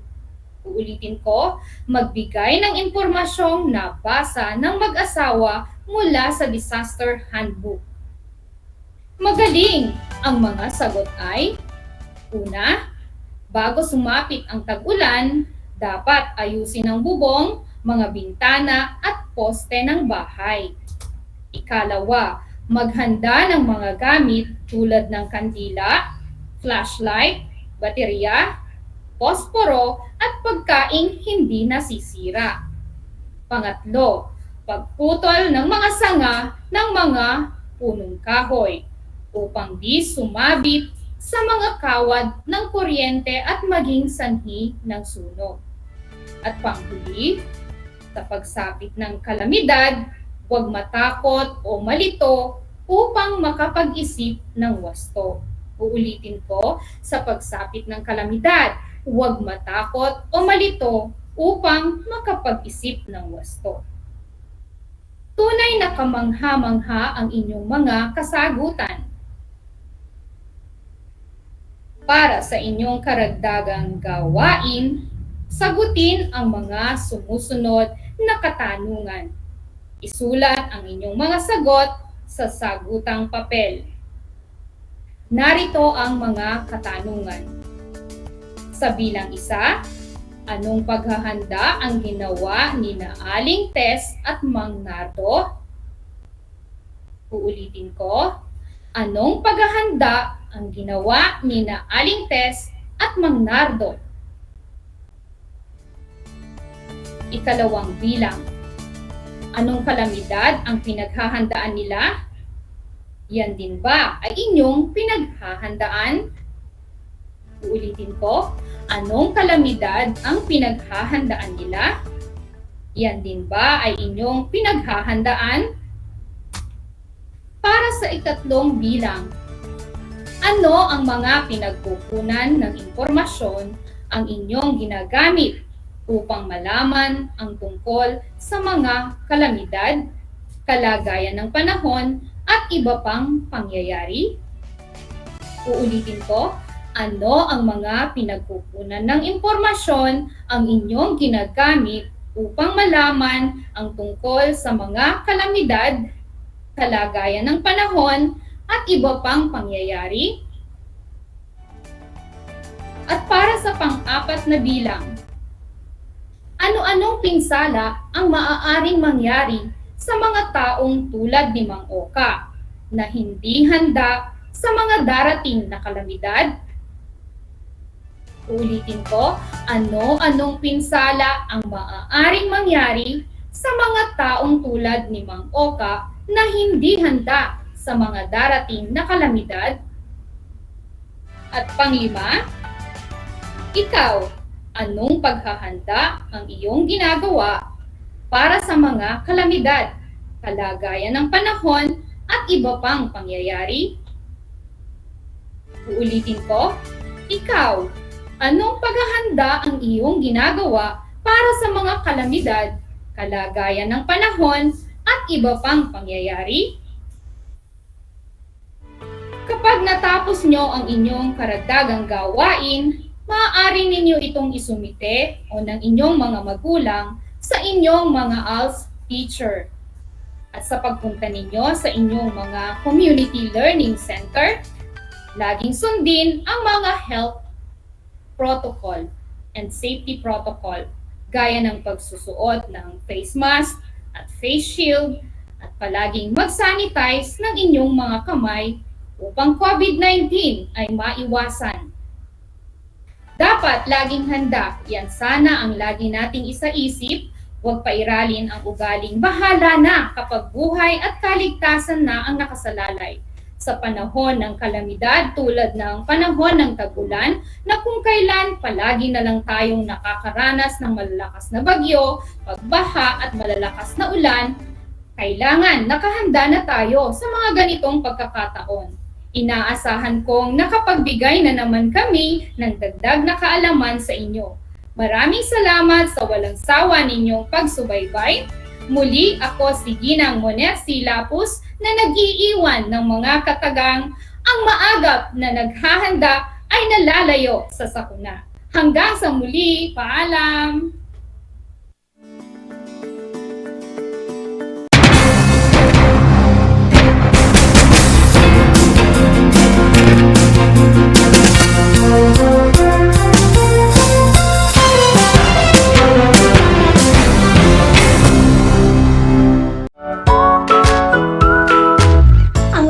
pagbati at paghanga sa inyong patuloy na pag-aaral.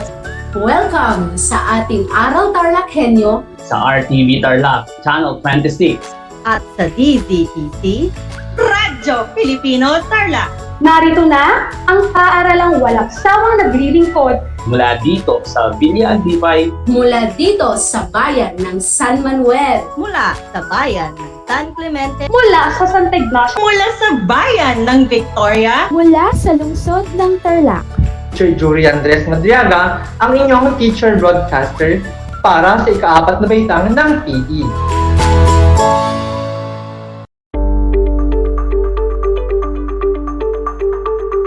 Sa pagnanais na mapigilan ang ating pamahalaan ang pagdami ng bilang ng mga kaso ng COVID-19, binuo ang One Hospital Command Center o OHCC upang mas mabilis na matugunan ang medikal na pangangailangan ng ating mga kababayan.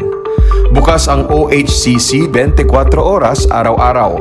Tumawag lamang sa mga hotline nito sa 0919-977-3333 o 0915-777-7777 o 02-886-50500. Maaari ring i-download ang Pure Force Citizens app sa Android o iOS upang mabilis na matugunan ang sinumang nangangailangan. Layon din ng OHCC na maiwasang mapuno ang kapasidad ng bawat ospital. Kaya't kung ikaw ay kinakailangang tumawag sa OHCC, mabibigyan ka ng libreng preliminary consultation. Para sa mga nangangailangan ng emergency quick response, makikipag-ugnayan ang OHCC sa DOH Bed Tracker at sa mga ospital upang makahanap agad ng pinakamalapit na bakanteng ospital. Ang transportasyon o ambulansya naman ng ospital na inirefer ng OHCC sa pasyente ang siyang susundo sa bahay nito. Kaya't kapag ikaw ay nakakaranas ng anumang sintomas ng COVID-19 o nangangailangan ng agarang tulong medikal, tumawag lamang sa OHCC at handa silang tumulong sa lahat ng oras.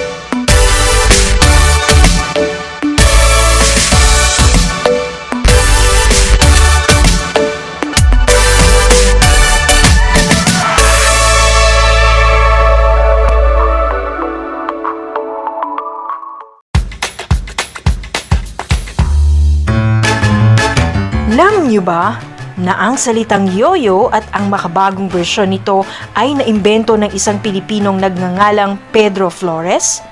Taong 1920s nang dinala ni Flores ang laruang ito sa Estados Unidos. Sinimulan niya ang paggawa nito sa kanyang maliit na pabrika sa California at ipinakita sa mga tao ang iba't ibang tricks ng paggamit nito. Alam mo na, yan ang yoyo!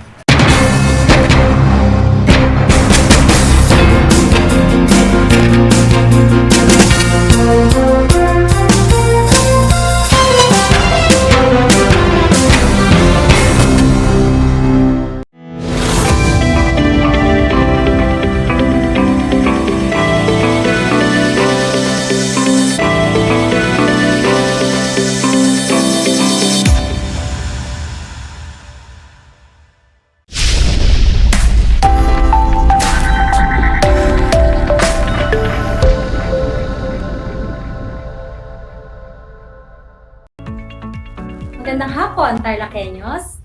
Welcome sa Aral TarlakHenyo dito sa RTV Tarlac, Channel 26 at sumasahim papawid sa DZTC Radyo Pilipino Tarlac.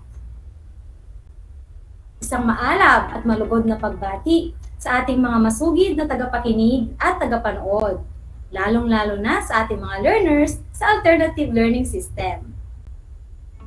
Ako si Teyami Isla, ang inyong teacher broadcaster mula sa distrito ng Kalurang, Victoria, na talaga-anyaya sa inyo na tumutok sa isa na namang makabuluhang talakayan ngayong hapon. Handa na ba kayong matuto? Kung gayon, ay siguraduhin nasa maayos at komportable kayong lugar upang marinig ninyo ng malakas at malinaw ang ating leksyon. Bago tayo dumako sa ating paksang aralin, magbalik-aral muna tayo. Ano ang titulo ng katatapos na episode? Ano ang titulo ng katatapos na episode? Ang nakalipas na episode ay pinamagatang Dapat Laging Handa. Kung yun din ang inyong sagot, magaling!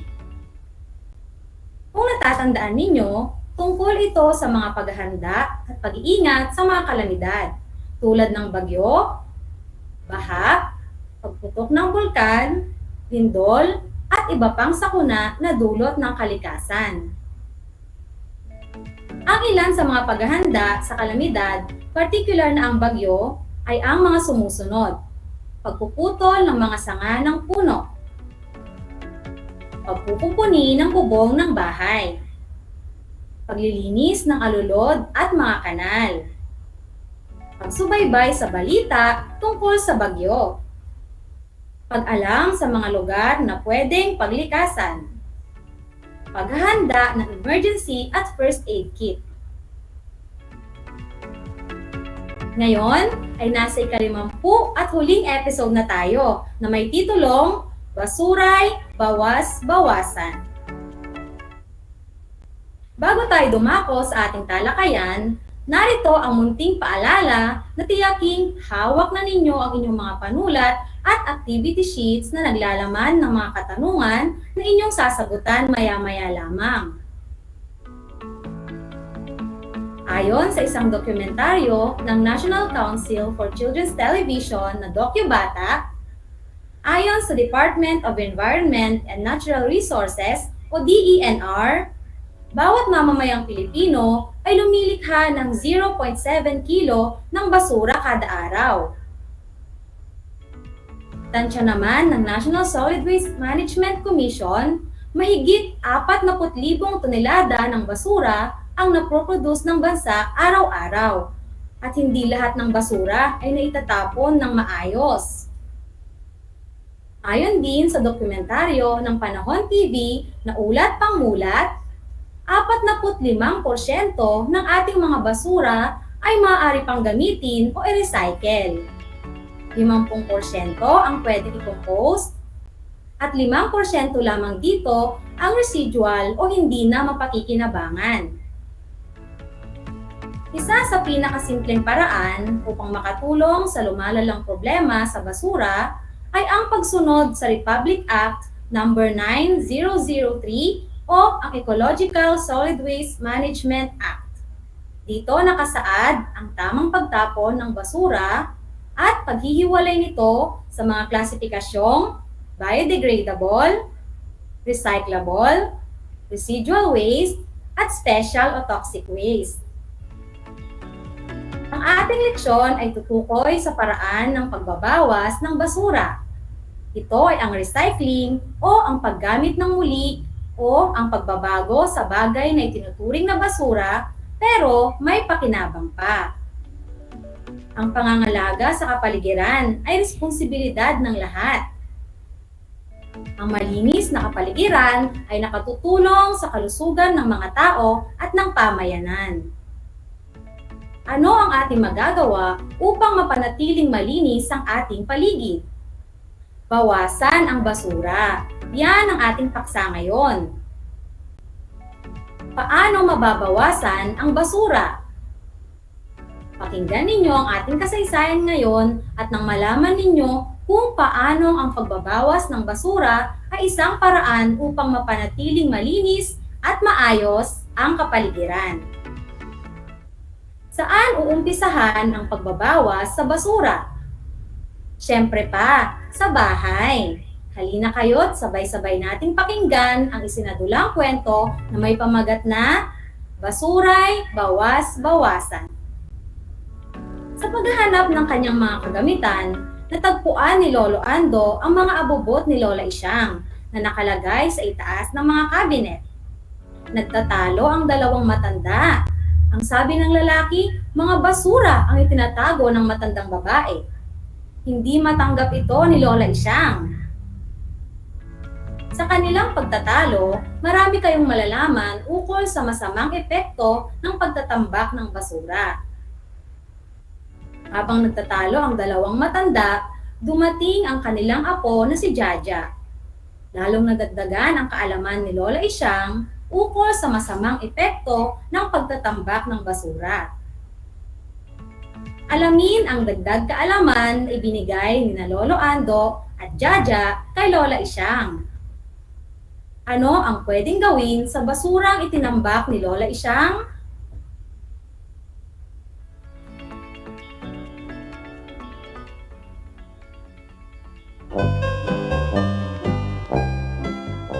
Ano ba itong malalaking paluto na ito, ha, Isya? Ay, naku, dito mo pa inilagay sa taas ng cabinet. Ano ba ito mga ito? Ay, naku, kadami palang tambak dito sa itaas ng cabinet. Puro alikabok na kung ano-ano pa nakapatong dito. Ay,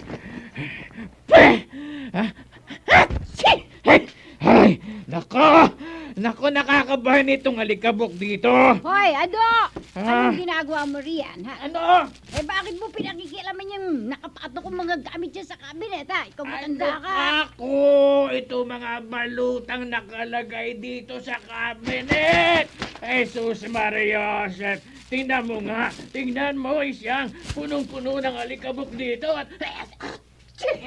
Ano pa? Ayan, maalikabok. Nagtakbuhan yung mga ipis. Eh, bakit mo kasi pinakikialaman pa yan, eh? Nagkatapos, nagrireklamo kang maraming ipis at alikabok. Mangyari, may hinahanap ako rito sa itaas ng cabinet. Nasaan na ba yung mga nakatambak na gamit ko rito? Anong gamit ang pinagsasasabi mo, matanda ka?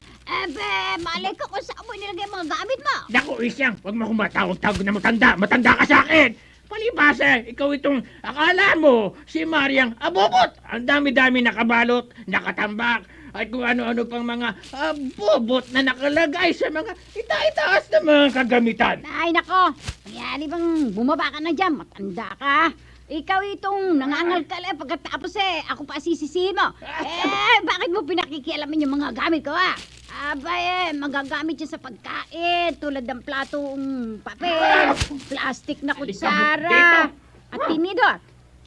Mayroong ding mga plastic na baso at mga styrofoam dyan. Abay, bakit ka ba nagtambak ng mga yan, ha? O, tingnan mo ito, matandang ito, nagtanong pa. Bakit nga? Abay, siyempre, titatago ko ba ang mga iyan kung hindi pwedeng gamitin? Siyempre, may pakinabang pa kaya dapat itako. Sa susunod na pagkakataon, magagamit pa ang mga iyan. Ay, sus. Hindi mo ba alam ang magiging epekto niyang ginagawa mong yan? Ano nga? Ay, naku, ang matandang ito.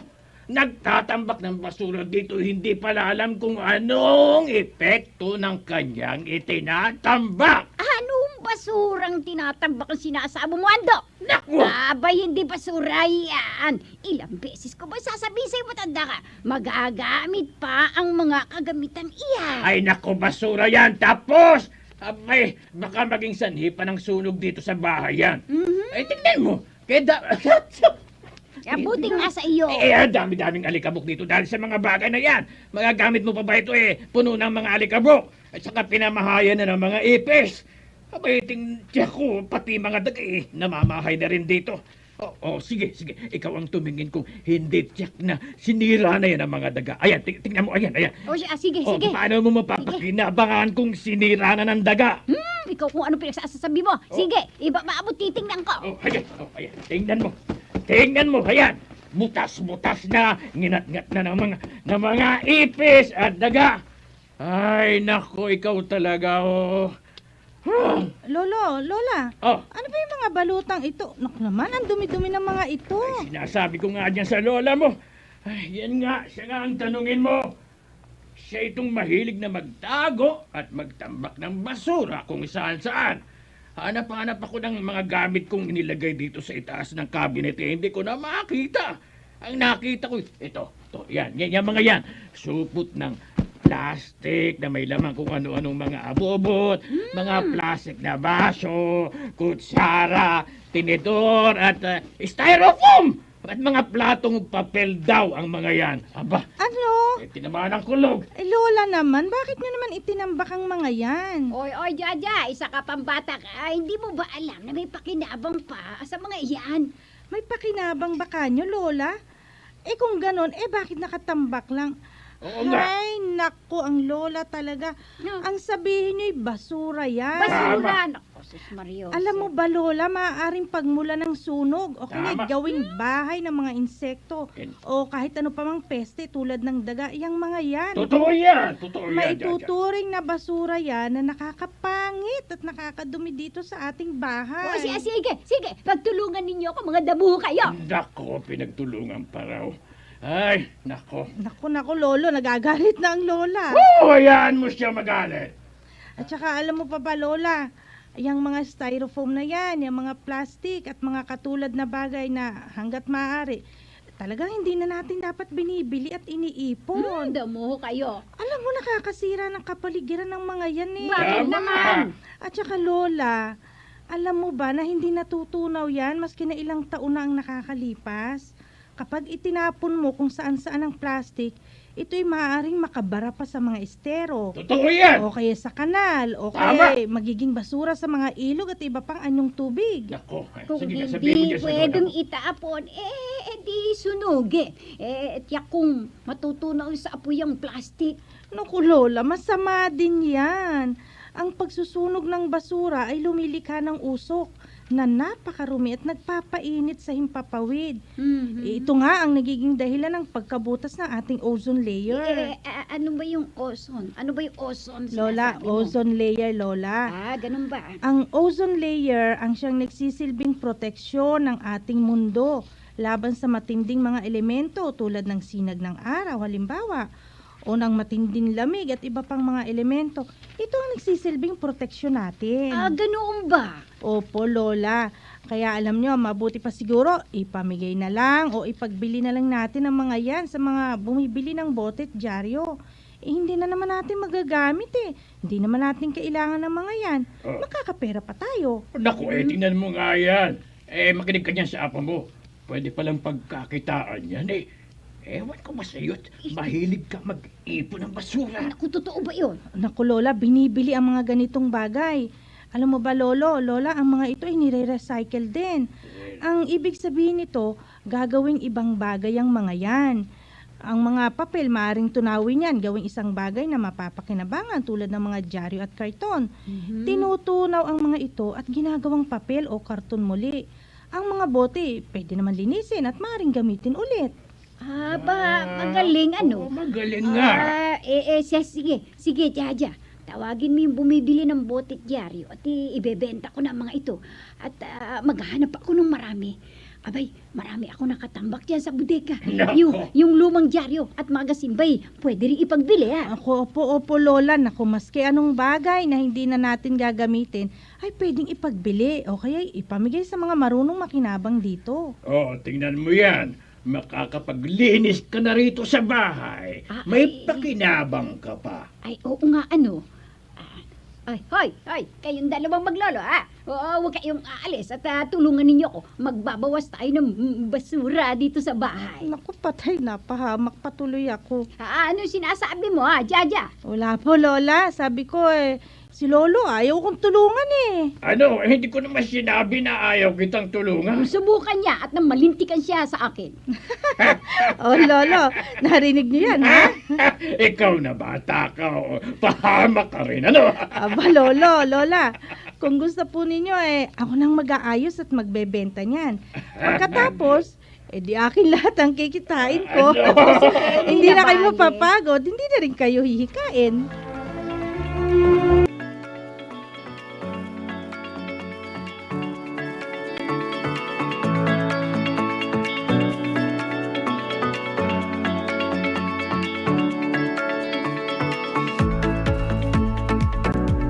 Sumusunod ang ilan sa ating nalaman mula sa ating dula.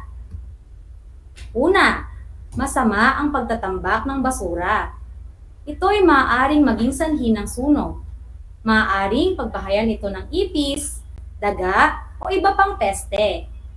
Nakadudumi ito sa bahay dahil sa alikabok na taglay nito. Magiging pangit din sa paningin ang basurang itinambak. Ikalawa, ang mga plastic na bag, kutsara, tinidor, at styrofoam ay hindi na dapat binibili dahil hindi natutunaw ang mga ito kahit nasunugin pa. Ang ikatlo, ang anumang basurang itatapon ay maaaring makabara sa mga kanal o estero o kaya ay maging basura sa mga ilog. Kaapat, hindi pwedeng magsunog ng basura dahil makasisira ito sa ozone layer. Ikalima, maaaring ipagbili ang mga basura tulad ng bote at dyaryo at iba pang kagamitang hindi na ginagamit. Ika-anim, maaaring i-recycle ang mga gamit na may tuturing ng basura tulad ng bote, papel, plastik, at iba pa. At ang ikapito, magbawas ng basura. Ito'y makagaganda sa kapaligiran. Huwag magtambak ng basura sa mga tahanan, sa mga opisina, sa kalye, at kung saan-saan pa. Bawasan ang inyong basura. Maaaring ipagbili ang mga luma at di na ginagamit ng mga bagay. Pwede ring i-recycle ang mga ito. Sa ganitong paraan, makalilinis na kayo ng kapaligiran, makatutulong pa kayo sa inyong kapwa, kaya magbawas na kayo ng basura. Dumako na tayo sa ating mga katanungan. Handa na ba kayo? Una, anong paraan ang inirekomenda upang mabawasan ang basura?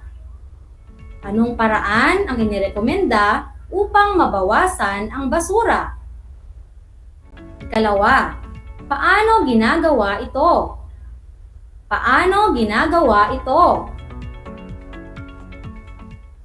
Ikatlo, sa inyo bang tahanan, ginagawa na ninyo ang paraang ito? Sa inyo bang tahanan, ginagawa na ninyo ang paraang ito? Kaapat, ikaw sa sarili mo, paano mo isinasagawa ang recycling?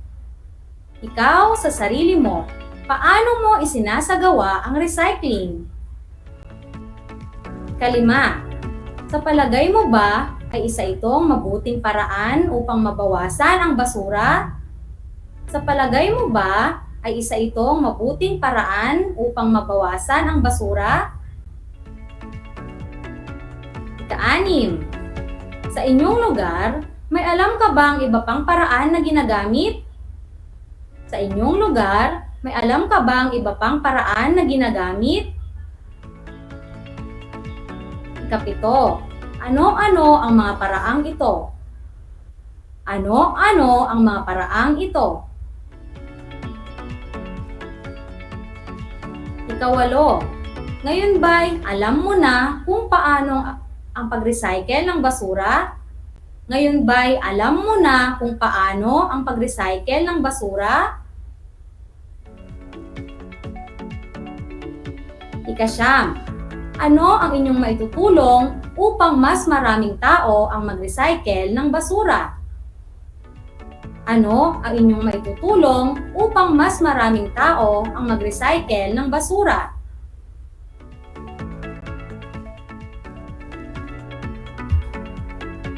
Isa na namang makabuluhang dula at leksyon ang ating napakinggan. Sana'y nadagdagan ng ating kaalaman tungkol sa pagbabawas ng basura gamit ang recycling at iba pang paraan.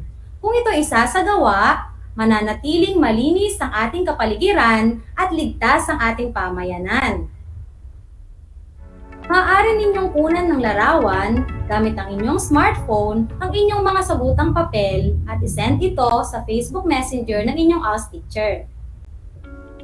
Sa mga mag-aaral na edad 18 pababa, maaaring ipasa ng inyong mga magulang o guardian sa inyong barangay hall o sa mga ALS Community Learning Centers sa itatakdang araw ng pagsasauli at pagkuha ng module. Paalala naman po sa mga magulang at mag-aaral na magsasauli ng module, inaasahang kayo ay susunod sa ating mga health protocols, gaya ng pagsusuot ng face mask at face shield, pagsasanitize ng mga kamay, at social distancing. Muli, ako si Thea May Isla, nag-iiwan ng mga katagang laban para sa pangarap dahil sa ALS may pag-asa.